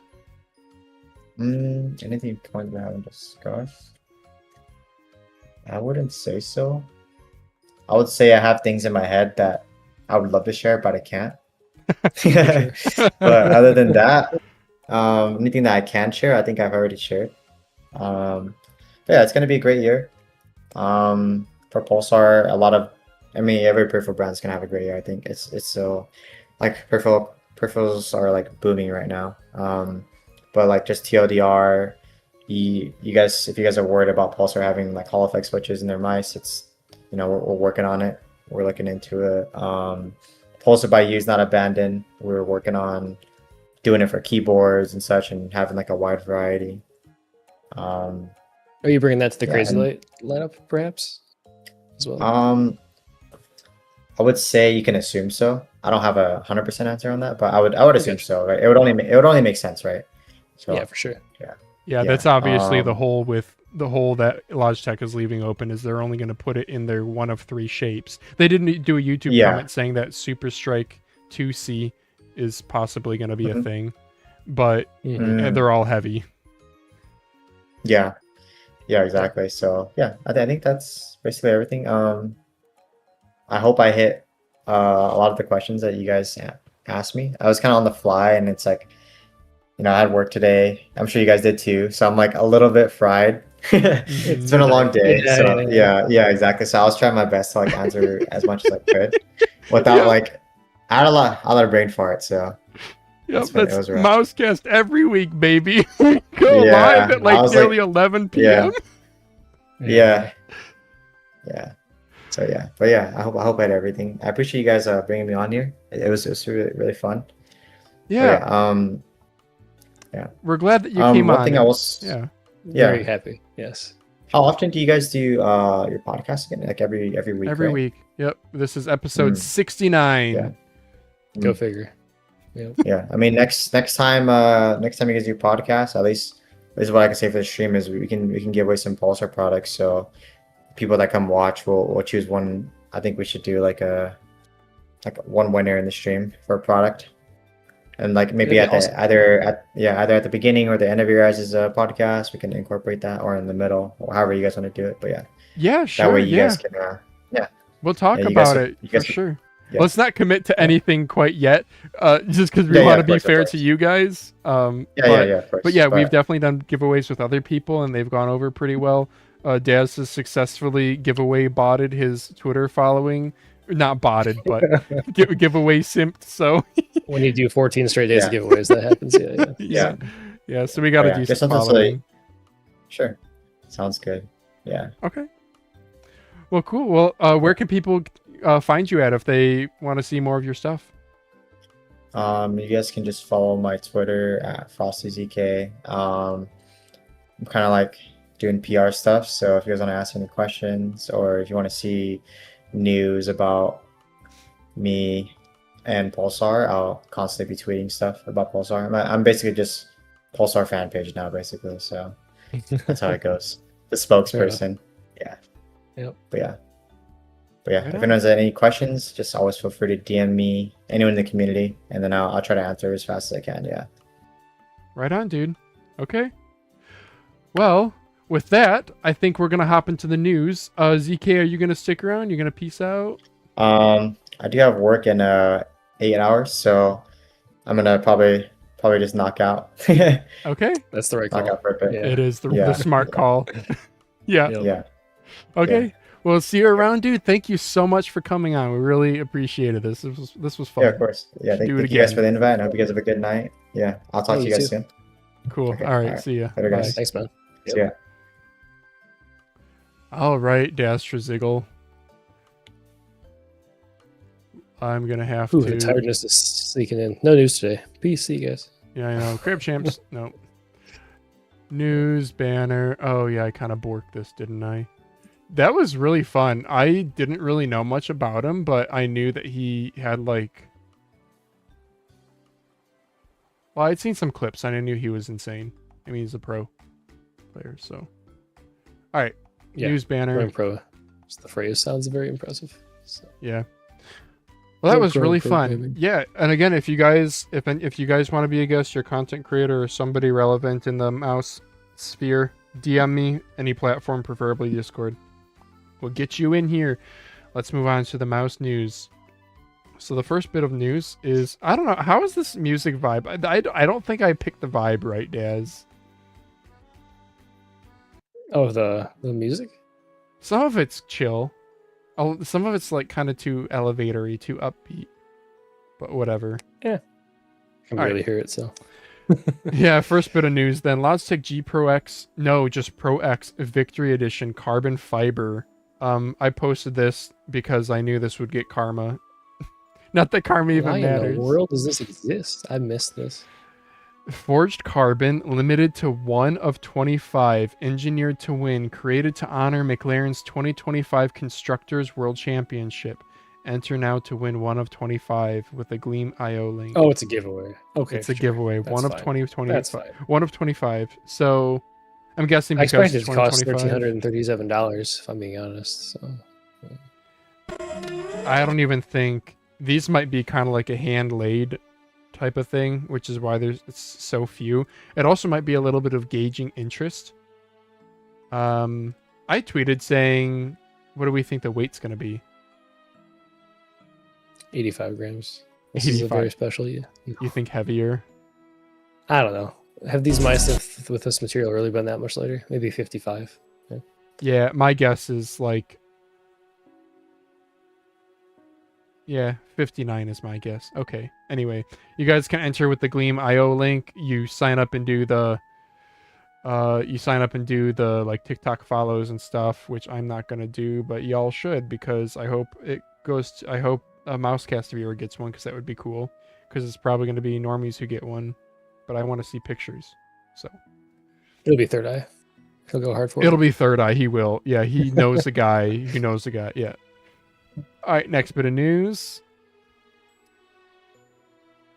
Speaking of SUPERSTRIKE, Ratings has click latency measurements for the SUPERSTRIKE. The G Pro X2 SUPERSTRIKE. The TLDR is it's faster than all the other Superlight mice, but still slower than SPDT. This is their testing methodology. You guys can read more about it. The TLDR is kind of fine for me. I don't think like the insanely lower click latency is really the major selling point of SUPERSTRIKE. I think it's more so the customizability and the click feel, the more physical experience. No, it's 30 milliseconds faster than all their mice. What are you talking about? Yeah, that's I don't know. There will be some extensive latency testing coming in reviews, so not mine. Yeah, well, you guys can go read this and check it out if you have more thoughts or you want more info. Next bit of news, I guess we're going to go kind of faster. ATK Blazing Sky Zero is finally available for pre-order, but doesn't release until May 31st. Yeah, that's what I was saying earlier. That's why I didn't even ask him about it.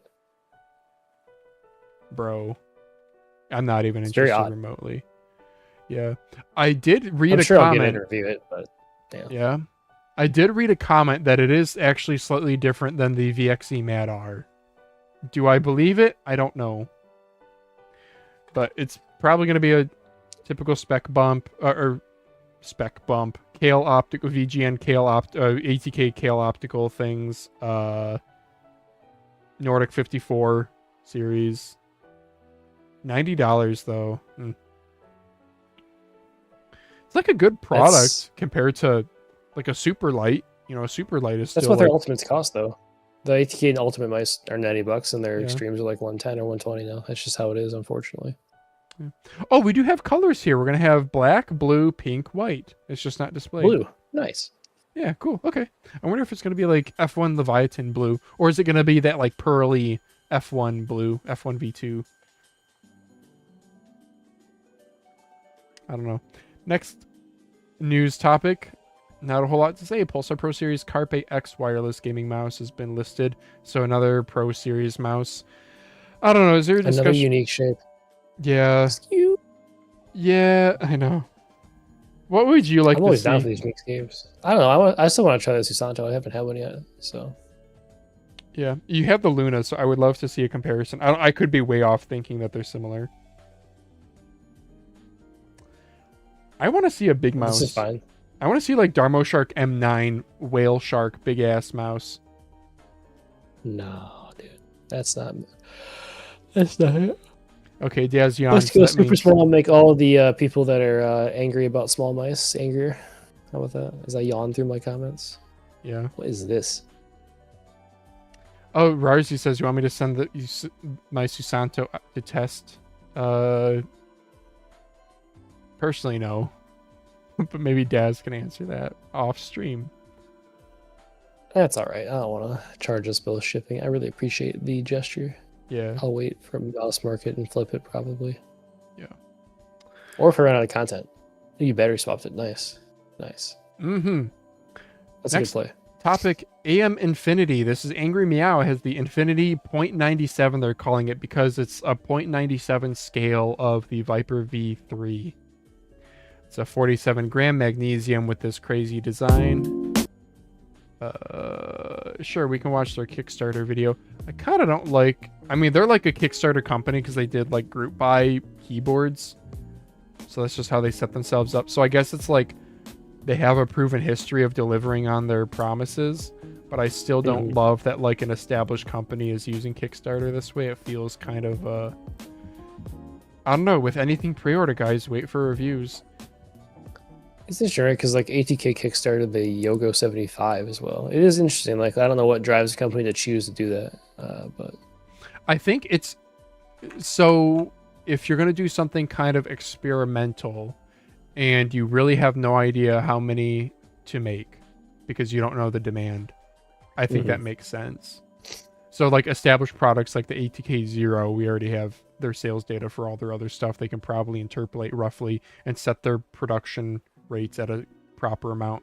But something like this, especially with a high cost product, because this is coming in at the retail is going to be $195, the Kickstarter is at $157 for 20% off.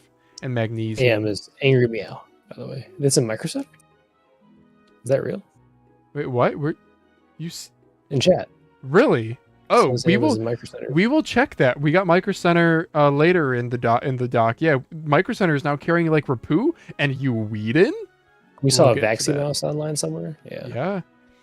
So hatchback modular shape, improved aim, 0.97 scale. They have their infinite battery, which is just a hot swap battery system, but they don't have a Guardian battery like Glorious does.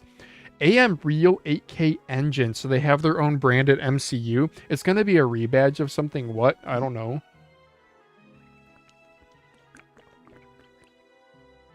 The Super Early Bird.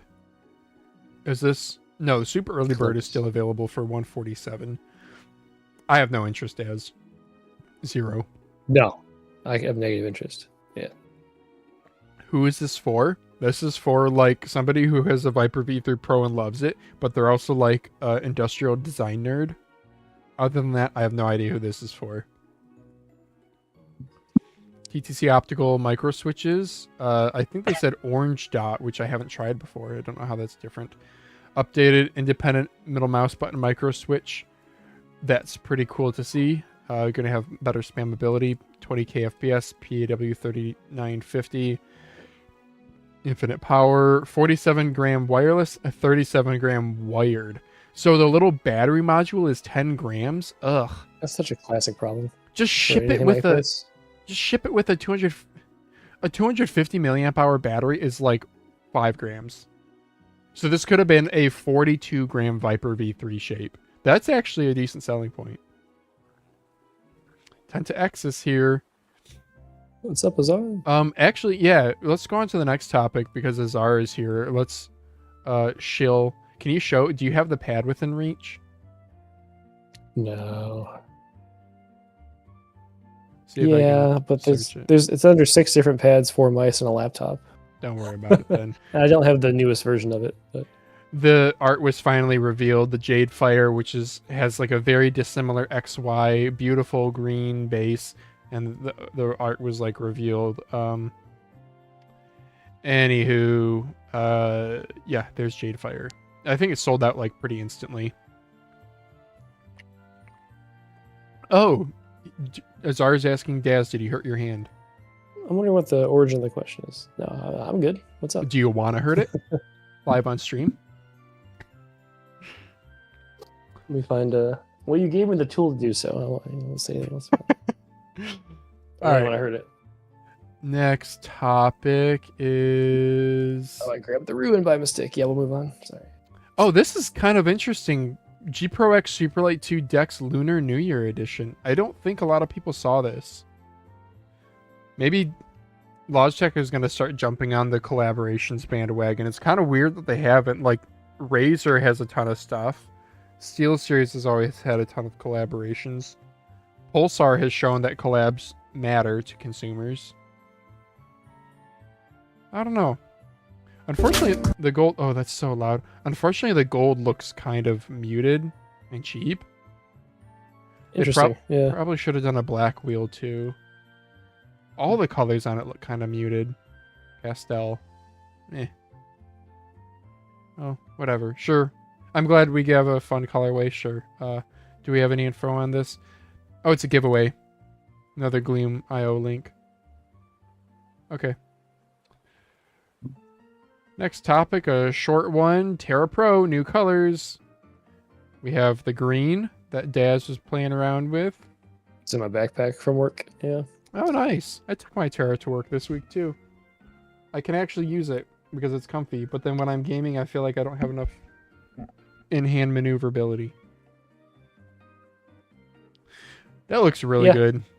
It's fine in like crab champs. Really comfortable in casual use. But if I'm playing like Fortnite, it throws me off a bit. Oh, yeah.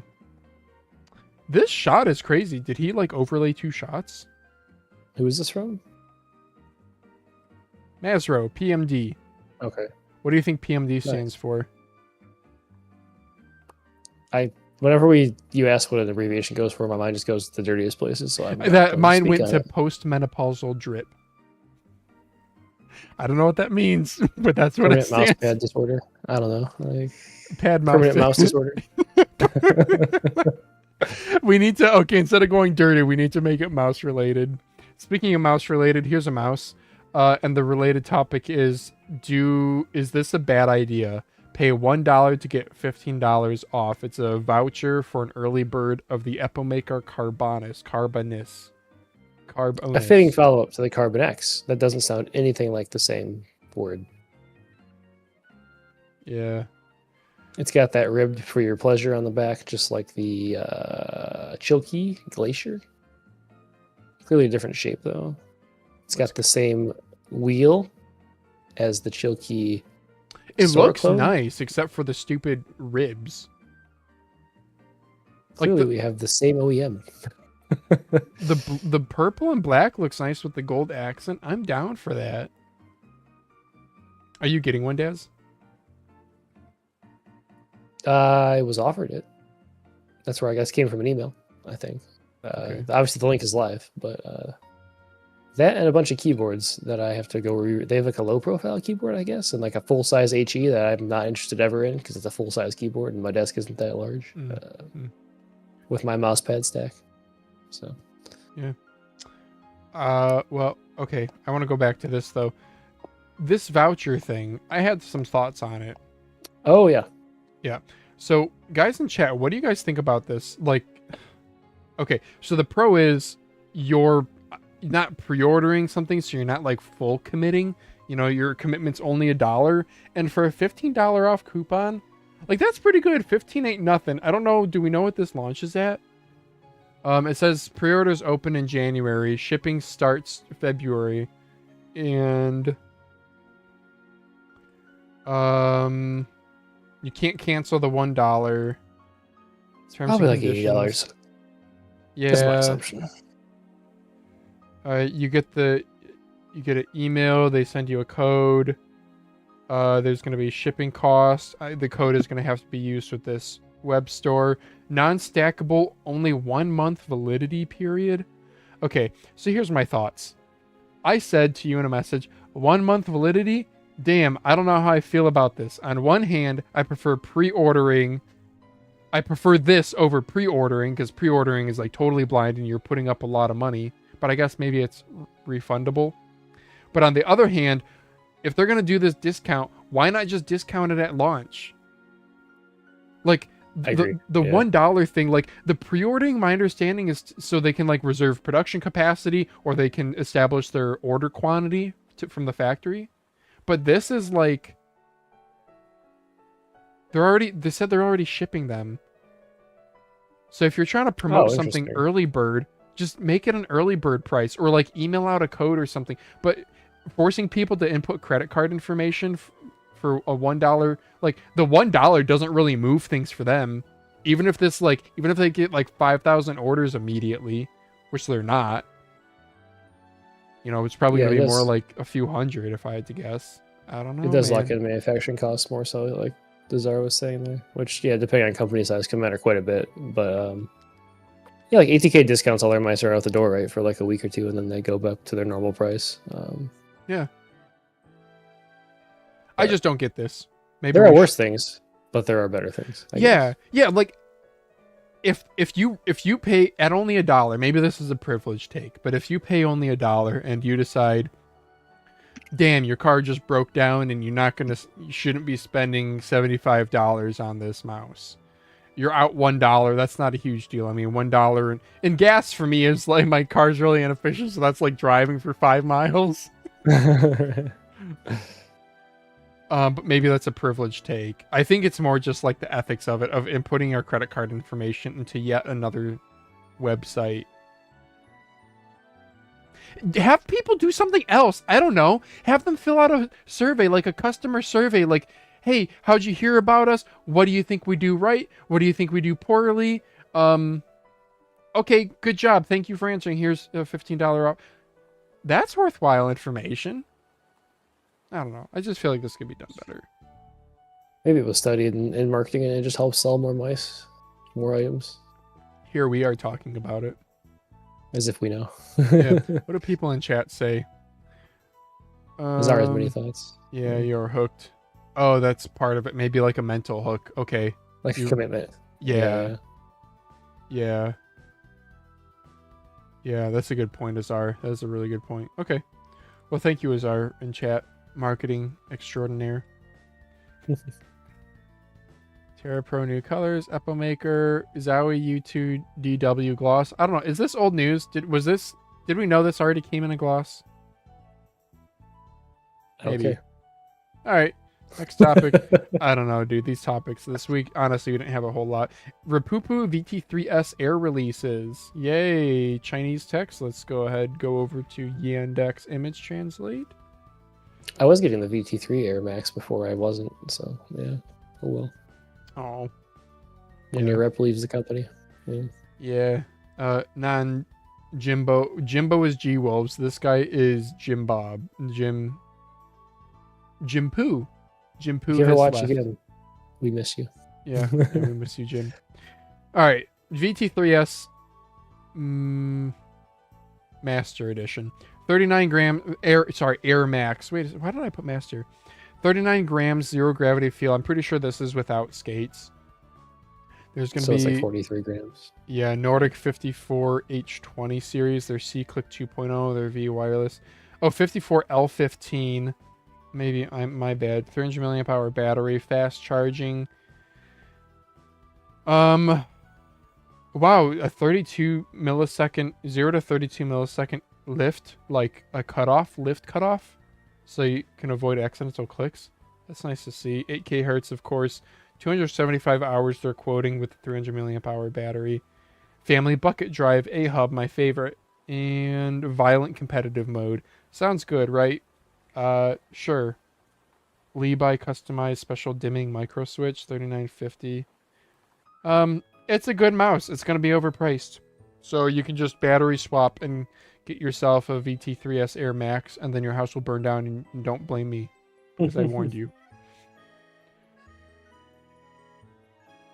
There's a Billy video. I'm not even going to click it, because I'm actually not too interested, Daz. I'm sorry. I know you are just... Xinmeng Zero 3. This is yet another Viper V3 clone. I really wanted to know. What size? I don't know. Xinmeng. I do wake up in the morning and I take a moment of silence for the lack of Viper V3 Pro clones. I know. Yeah. There's just no good options. It's like, do you want one with Omron opticals? Like, oh, then I guess you could get like a... One of 3 or 4 different mice. Yeah. Do you want the attack Do you want a strike carbon version? fiber feel on it? You want a carbon fiber? Yeah. Do you want the With the Amazon... sensor and all the way in the ass? Like, yeah. Do you want a 3311 variant? I wish we had those things. I really do. Yeah, well, you can see the enthusiasm for this here with 2 upgrades. Someone asked Viper Mini. Is there always a comment in every Reddit post that's just like very much... Oh, I'm stupid. I thought he said Viper V3. Well, this is... Okay. Downvote yourself.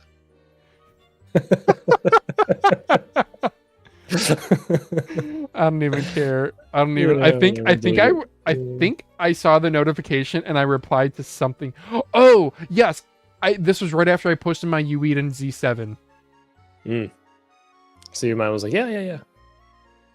All right, live edited, live silenced. So they call it the 03 Xinmeng. They also have the Zero, whatever we talked about on MouseCast previously. It was actually a decent looking shape. All right, next mouse. I couldn't find this on AliExpress, so it's not out yet. But the Valkyrie VK M5. What the shape? Is this? I thought at first rebadged Thunder Robot MLX, but no. So I'm thinking it's like a Prime. Prime has this kind of like ridge, but then like a sloped edge, and then it comes to like a point here. Buttons are different heights. Where it's charging? I see. Oh, okay. 300 milliamp hour dual replacement batteries. No, we don't care. Stop doing that. Put a Nordic 54L15 in it. Put a small battery, and you're like better than everyone else, and you're lighter. Exactly. No one's doing that besides Rapoo's like air mice. Yeah. Or like the ATK A9 Air, I guess. Yeah. And it looks like maybe this is the receiver too, and you put the batteries in that, and it shows time. That's actually kind of cool. I don't want it, but it's cool. Next. All right, small topic. Apparently, EWEADN, like now that they're making good mice, I was like, how come this garbage name company doesn't brand themselves with a real name? But apparently, EWEADN, it's Chinese, which means something like Trailblazer. Yeah, you put EWEADN into translate, and it's like Forerunner or Trailblazer. The name EWEADN reflects our spirit. We keep evolving with every new idea, every refined detail, and every user's need. It means progress, precision, and passion for better products. Sure. Forerunner, Trailblazer, sure. Next time, maybe. If any companies reached out to you regarding a spec or your point of view on specs of a new mouse, rarely, if ever. If they did, they could make way better mice, though. I can tell you that much. Yeah. I don't get... Yeah. So we did the... Echo, for example, though. Like skates. I like complained about them a lot, and they updated them, but I don't know. Was that complaint in your review, or was that like they send you an email, hey, we're developing this, what do you recommend? I don't think I've really gotten any ahead of time. The mouse is already like completed at that point, so yeah. It's just a review. We did get the the Teevolution survey, and that did talk. I think that was very cool. Yeah, they talked about shapes, switches, weight. That's all I can remember, but I'm pretty sure it covered everything. It probably did cover specs too. It even asked about the like internal structure. You know, like he was like, does it need to have a keel, an internal skeleton structure? And I hope the results for that were like, no, because we have seen EWEADN stuff doesn't have an internal skeleton, and they're built really well. This has like a cross brace for the side buttons, and it works great. But don't spend money engineering like a complex, you know, where they like do a split PCB top and bottom like ROM or like the G-Proc Superlight. Overkill. The Z7's nicely made, and it has a bracket that's not even screwed in. When you take it apart, you just bend it, and then you can just lift it out. It just like rests in a little groove. And this thing is solid. We were talking about like being asked about mice. Another thing I was going to say to ZK when he was on, but I think it's when my son woke up, is I wish they would send mice to reviewers earlier. Like so many of these mice, every reviewer, even the big ones, are going to get the final product like a week before launch date, which just doesn't really... So there's no like feedback cycle, there's no improvement, and then everyone's rushed to get the review out. It just is, it's weird timing. I don't know. And it, like at best, it bumps other people you have queued, it bumps them back, which they might not be happy about. And at worst, you just never get around to it or something. Or you just release it late and you miss it. I don't know. And since he's in chat, Azar has samples out many, many months early to multiple people and test the hell out of his mouse pads. Yeah. Mouse companies, do that, please.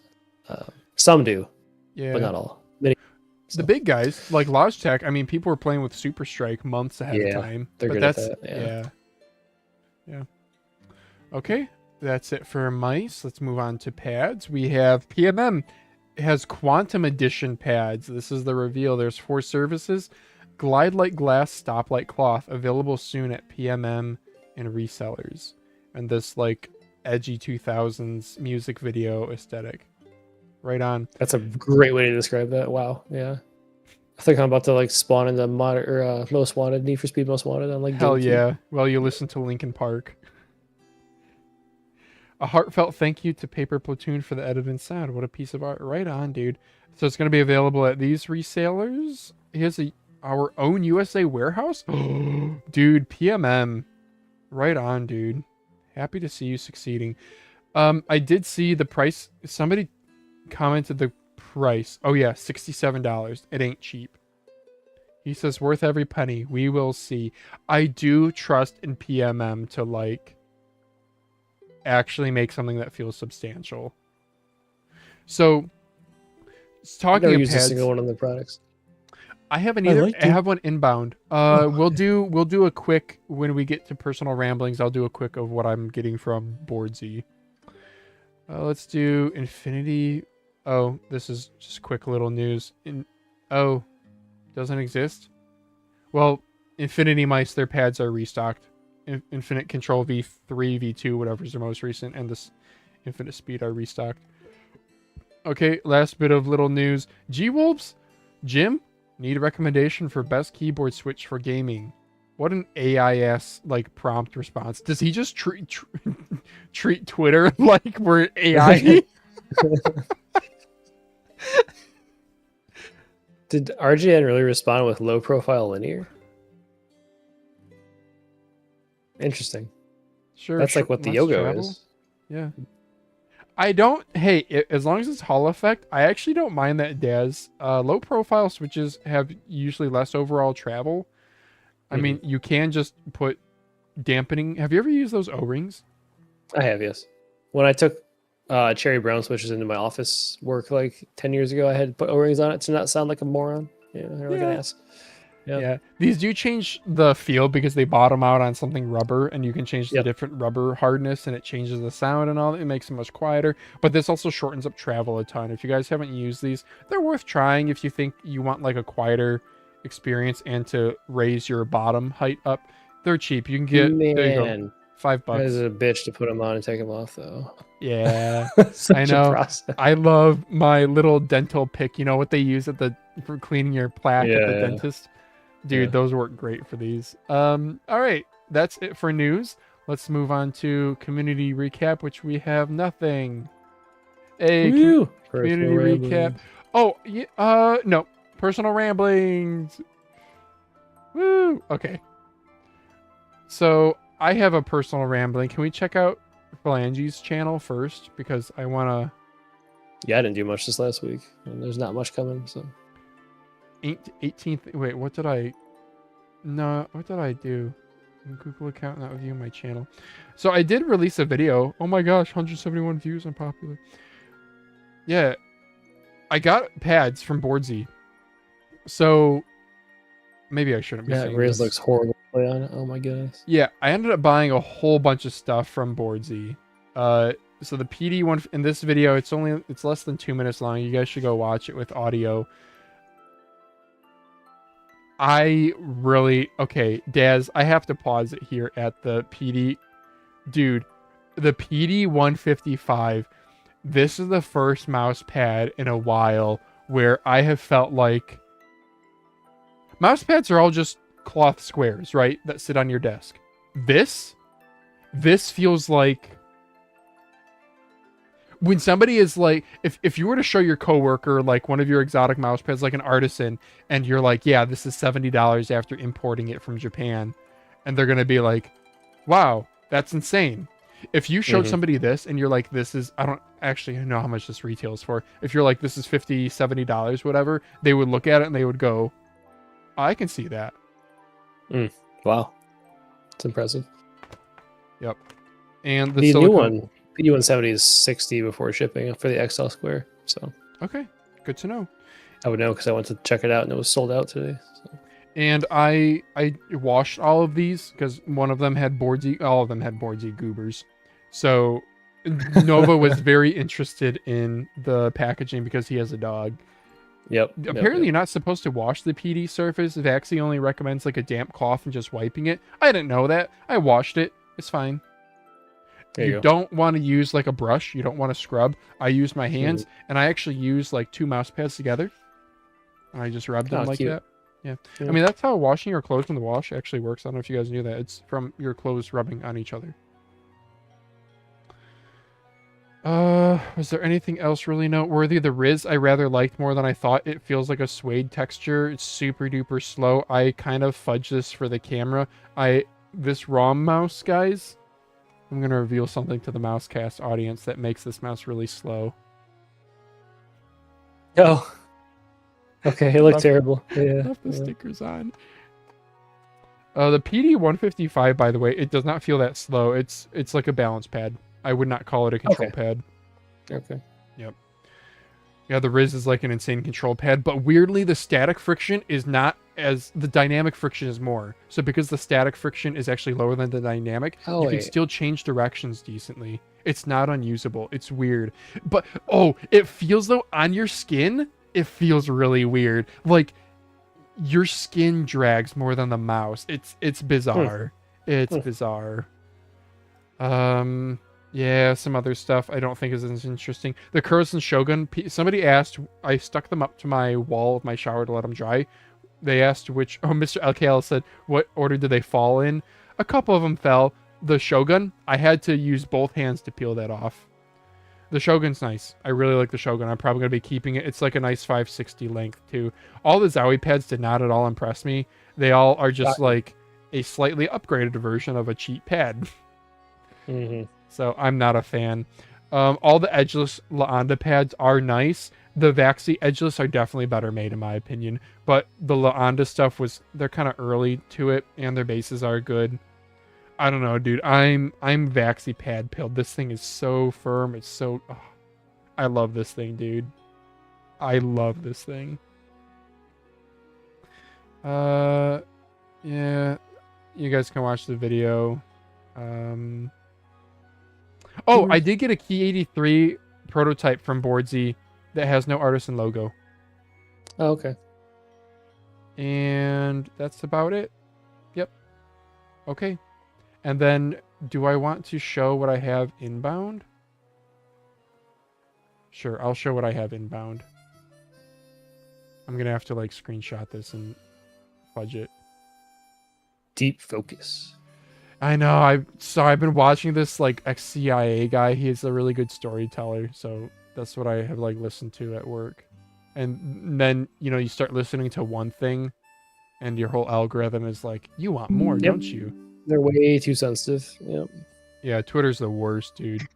Don't like a single meme on Twitter if you want it to be mouse Twitter. I'm thinking about going back and posting to like Reddit again. Twitter is just so obnoxious with the algorithm. We just trash Reddit because it's dead, and it is. So, your call. Yeah. I don't know. All right, well, here's what I have inbound. So, I already talked about my pads. Let me just, like, cross these out, because then I can see better.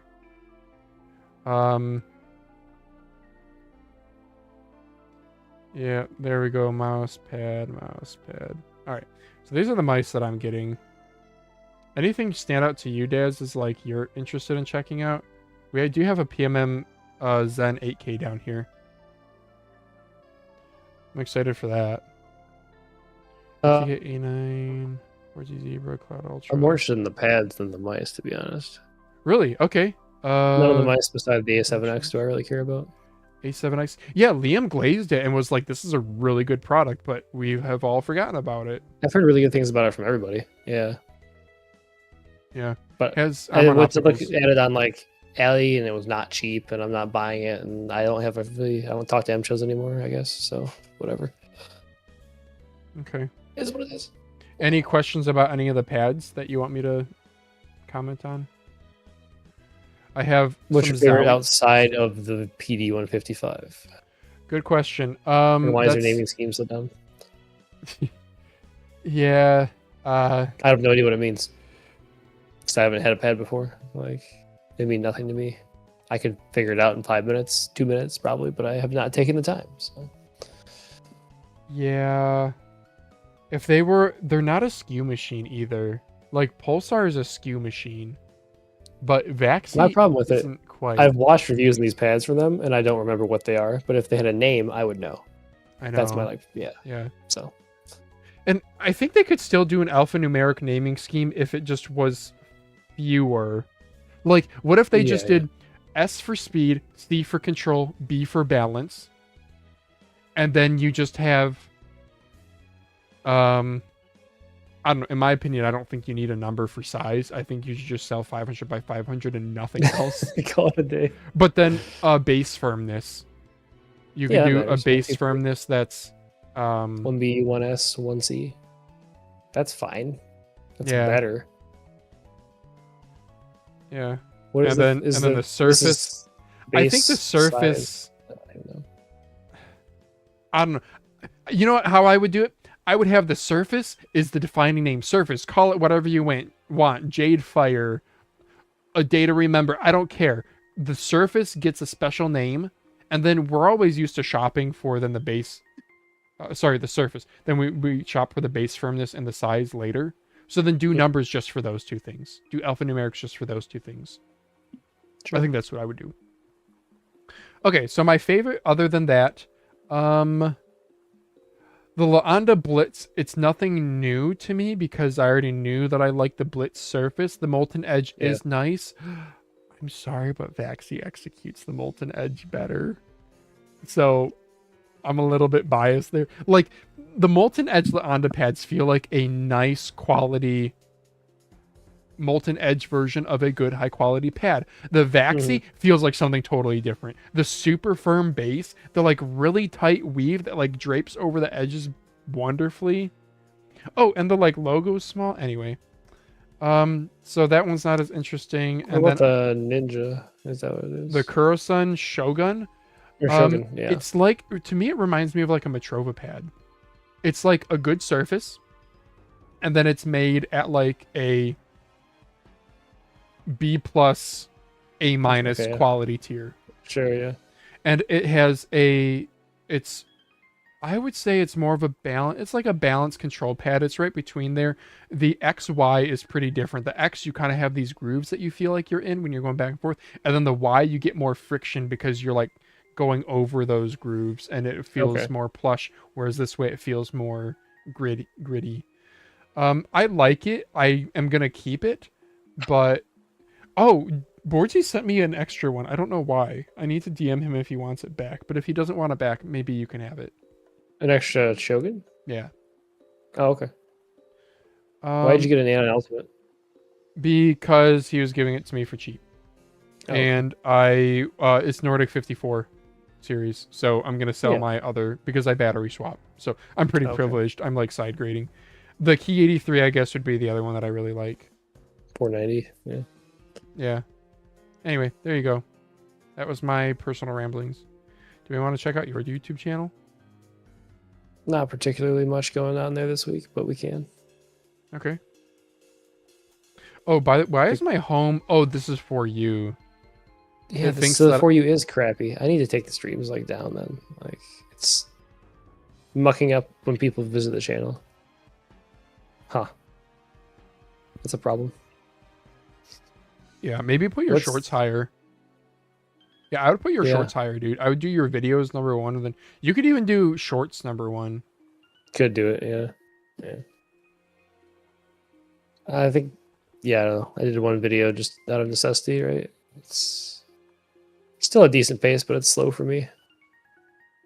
I mean, that's like 6 videos in the last 2 weeks. That's fine. I should shut up, but I've been slacking. I have nothing pre-recorded now. Yeah. Can confirm this is a nice keyboard. It is. I did mod in switches and keycaps, and I hate it. So that's fun. Bought switches and keycaps to put in this and use for a long time, and I do not like the sound or the feel on the new ones. But not a flaw of the keyboard, really. Just not how I prefer it. I like the screen, weirdly enough, because I was a loser and put Dazz on it. I like a little logo. It is an expensive board, though. Azar has a question in chat. Hey guys, what is the most like issues or what is the hardest thing as reviewers? Well, from what Daz is saying, it's the friggin' queue. So much stuff. It's the never-ending queue. The fact that if I get free time at night, I don't get to relax and play games. I'm just making a video. And honestly, I do think about quitting weekly. So yeah, that's because work is so busy and life is so busy, though. If I was like a single dude, or I had like one kid, or like I was still an individual contributor at work, it would be different. But yeah, it comes back to that question. Somebody was like, "What do you do outside of mice?" And it's like, work. Well, no, what do you do outside of like work and mice? Shower, eat, sleep. Yeah. There's only room for one, and right now it's mice. Yeah. The second hardest thing is reviewing a product that you're not excited about once you get it. Mm. And you know that in the first, like, literally 10 seconds of opening the product. It's like, oh, no. Like, so you as a reviewer, you've grown, right, in what you accept. Yeah. Yeah. Occasionally I like have a soft spot for a company and I say yes, and then it's like, oh my gosh, why did I do that? Yeah. But yeah, I'd accept. Go back to my videos real quick, actually. Keep going. G23 V2 Pro is the last thing I purchased that I made a video on. Like literally one of my last 24 videos is something I bought, which is crazy. Finally. Wow. Yeah. I'm so negative long term from having to buy like all the AliExpress mice.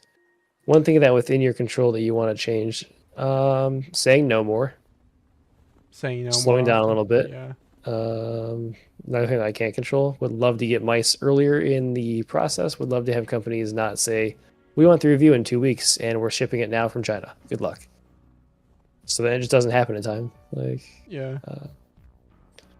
So if Azar, if you're asking for your own personal benefit, sounds like you're already doing it right, because you send stuff out way ahead of time, and you actually make good products that are worth checking there's no out. problems there. Yeah. Yeah. Jadefire. I went over to Dazz's like 3 weeks ago and I saw it for the first time then, and I was like, oh yeah, this is nice. And it's changed a bit from then, but it's same general idea. Are you getting a production Jadefire, Daz? Yeah. Okay. Very excited for that. Yeah. Yeah, I'll trade you like something that I got if any of these interest you for that Jadefire, because I'm. Yeah, it changed, like you said. Yep. Yeah. So excited to get that final one. Yeah.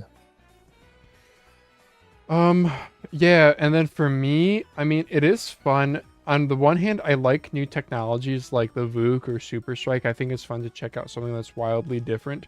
But at the same time, I also feel like it can be a little bit fatiguing if something is really... Am I weird in this? It can be fatiguing if something really flips the industry on its head, where I'm almost like a boomer who's resistive to the change. For example, fingertip mice. I haven't tried a ton. I've tried a couple, and I was like, not really for me. But then there's other people like Pingu who's like, literally, this totally changed the way I aimed. So that's not really a great answer. I don't know. For me, what I like as a reviewer, I'm not really a major reviewer, but for the little bit I do, within my control, I think I'm actually pretty happy with where I'm at. I don't really get review samples, and I'm okay with that. I buy stuff and I resell on eBay, and I don't think it still takes time, so it's not like totally apples and oranges with I don't spend any time at all evaluating products, but I'm happy that I don't have a queue. I don't have commitments. I do my live streams, and the few times that manufacturers have sent stuff out, I haven't gotten feedback. So, and they continue to send stuff. Pulsar, for example, has sent a couple things. Yeah. So I guess for me, I'm pretty happy with what I have in control. The only thing I guess I would change is I would like more review samples. I have a decent Twitter following. I post to Reddit. I know the disassembly streams aren't like the 8-minute content that people are looking for. But there are people out there who love the disassembly stuff, who love my spreadsheet. So I guess I would like more samples from manufacturers. That free for all looks good in those thumbnails. Dang, I should pull that back out. The blue, I know, it's almost like a blue screen, green screen type of thing. That was a Vine item, right? It was. Yeah. Dude. Still haven't reviewed it yet. Yeah. Okay, what else do we have on your channel? That's about it, man. Oh yeah. Unless there's, I don't know, did I do a SUPERSTRIKE short? Was that the last week? I don't know. We did. Was it last Sunday that I came over? Yeah. Okay. Yeah, we did a live stream. If you guys care, me and Daz live streamed from his house. Sure, we can talk about your channel. That. Yeah. I don't know how it's doing view wise, but it was pretty fun. Oh, interesting YouTube name. I recognize that logo though. Your data such disassembly stuff is very useful to us as Woofy. Good to hear. Yeah. I wanted to do like a live reaction of testing SUPERSTRIKE. So that's right. Yeah. Yeah, this was fun. 45 minutes. We answered some questions in chat. We tried out different things. Yep. Just Daz's room where he records here. Trying out a Vaxi pad, and I brought some Atrova stuff. He has my Breeze V1 right now. RIP. And I gave my impressions on the SUPERSTRIKE a few minutes in. It's good. SUPERSTRIKE's good. It's legitimately good. Like every mouse in my collection, would I like insta swap it to haptic buttons if they were this good? Yeah. Am I going to spend $180 on a SUPERSTRIKE? No. No. Would I recommend it to other people? Like, no. If you're happy with your mouse, no. If you're like, the cost difference is only $20, $160 versus $180, and it sounds remotely interesting to you, like you want to be able to play around with click sensitivity, buy it. Absolutely, buy it. Just change the skates. Yeah, we attempted to do a swap. I guess I can tease next week, in theory, is going to be Project W. I need to confirm it, but they do mod Who's kits, in chat? 3D printed. Oh, is he? Woofy is. Oh, Woofy. Oh, okay. Woofy was. I believe, right? That's definitely the image, isn't it? Was fat-free water? Isn't that the image from Win? Okay. Respond. Or Win. Yes. Okay. Okay. Yeah. So we'll have them on next week to talk about what it's like starting up a little mod kit business and what their plans are. Spoiler: they are working on injection molding tooling, so it's actually going to be not a 3D printed mod kit, but a molded mod kit, which is cool. Yep. All right. I think we are. How are we doing, Daz? Any last minute questions for us in chat? We're at 2 hours. That was fun, Daz. I'm really glad we had ZK on. Dude, he talks really well. He gives really good answers. Does, yeah. He was trying to like be thoughtful about it and not rush into the thought or the answers either, which is appreciated. Yeah. Because it's always a little bit risky. Like, are they going to feel their hands tied in what they say and can't say? I don't think we've had anyone who's been super corporate. Everyone has been willing to, even Jonas from Max Gaming, talked about living in Sweden and favorite food. That's a loaded question. Oh man. Oh, what did you have for dinner today? Favorite breakfast. My dinner was really good.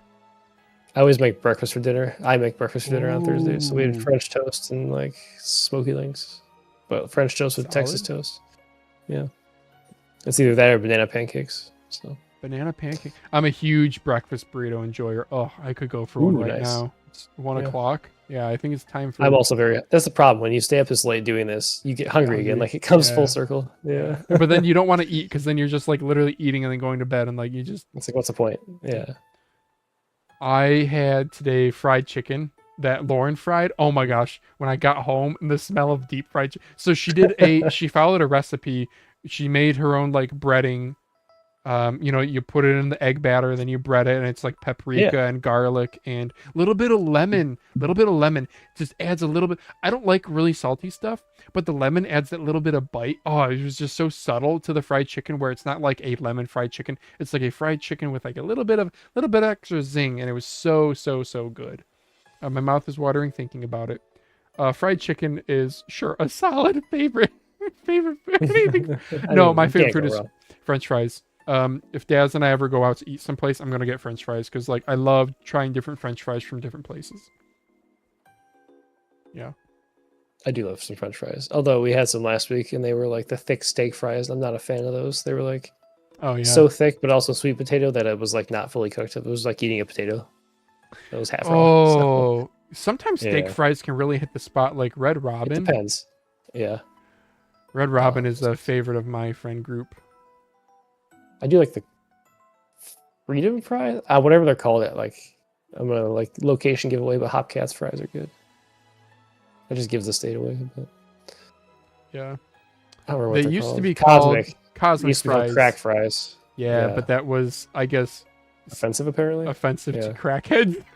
I don't know. It's like crack. It was an interesting one. Have enough. Yeah. Cosmic fries are really good. They're like a seasoned fry, but they're are they beer battered? They have a flakier coating. Not sure. Putting them with the cheese, like the cheddar dip or whatever, really brings it full circle. Surprisingly good are Taco Bell. What do they call them? I forget what kind of fries they call them. These nacho fries. Yeah, nacho fries. Yeah. So these are shot. Have you ever had these? I have not actually. Somehow, yeah. I've had plenty of Taco Bell in my life, but yeah. Do you like Doritos? Oh yeah, of course. You would like. So these are basically French fries with a healthy coating of like nacho Dorito cheese flavoring. So, because normally just like dipping a French fry in cheese, to me it's personally like I'd rather have a crispy, crunchy fry over like a chili cheese fries kind of person. Yeah. But this, adding the Dorito coating to it, new level. They're actually really good. The portion size is small though. That's my main complaint. All right. Well, I guess if you guys can't tell, you guys can, yeah, I know we made it into some discussion. We're hungry, and at some point we'll probably do like a cereal tier list. There you go. All right. With that, let's get out of here. Poutine, no thanks. Oh, poutine's good. I love poutine. Yeah. Really? Too soggy. Where I went to school, it was really good up in the UP. So. All right. Well, thank you all for listening. Like and share the video. It helps the algorithm. If you have a question or want to submit a discussion topic, leave it in the comments below. Join our Discord. Engage with us there. That's the best way if you want to ask a question or be a guest on the show. We'll be back next week with another episode.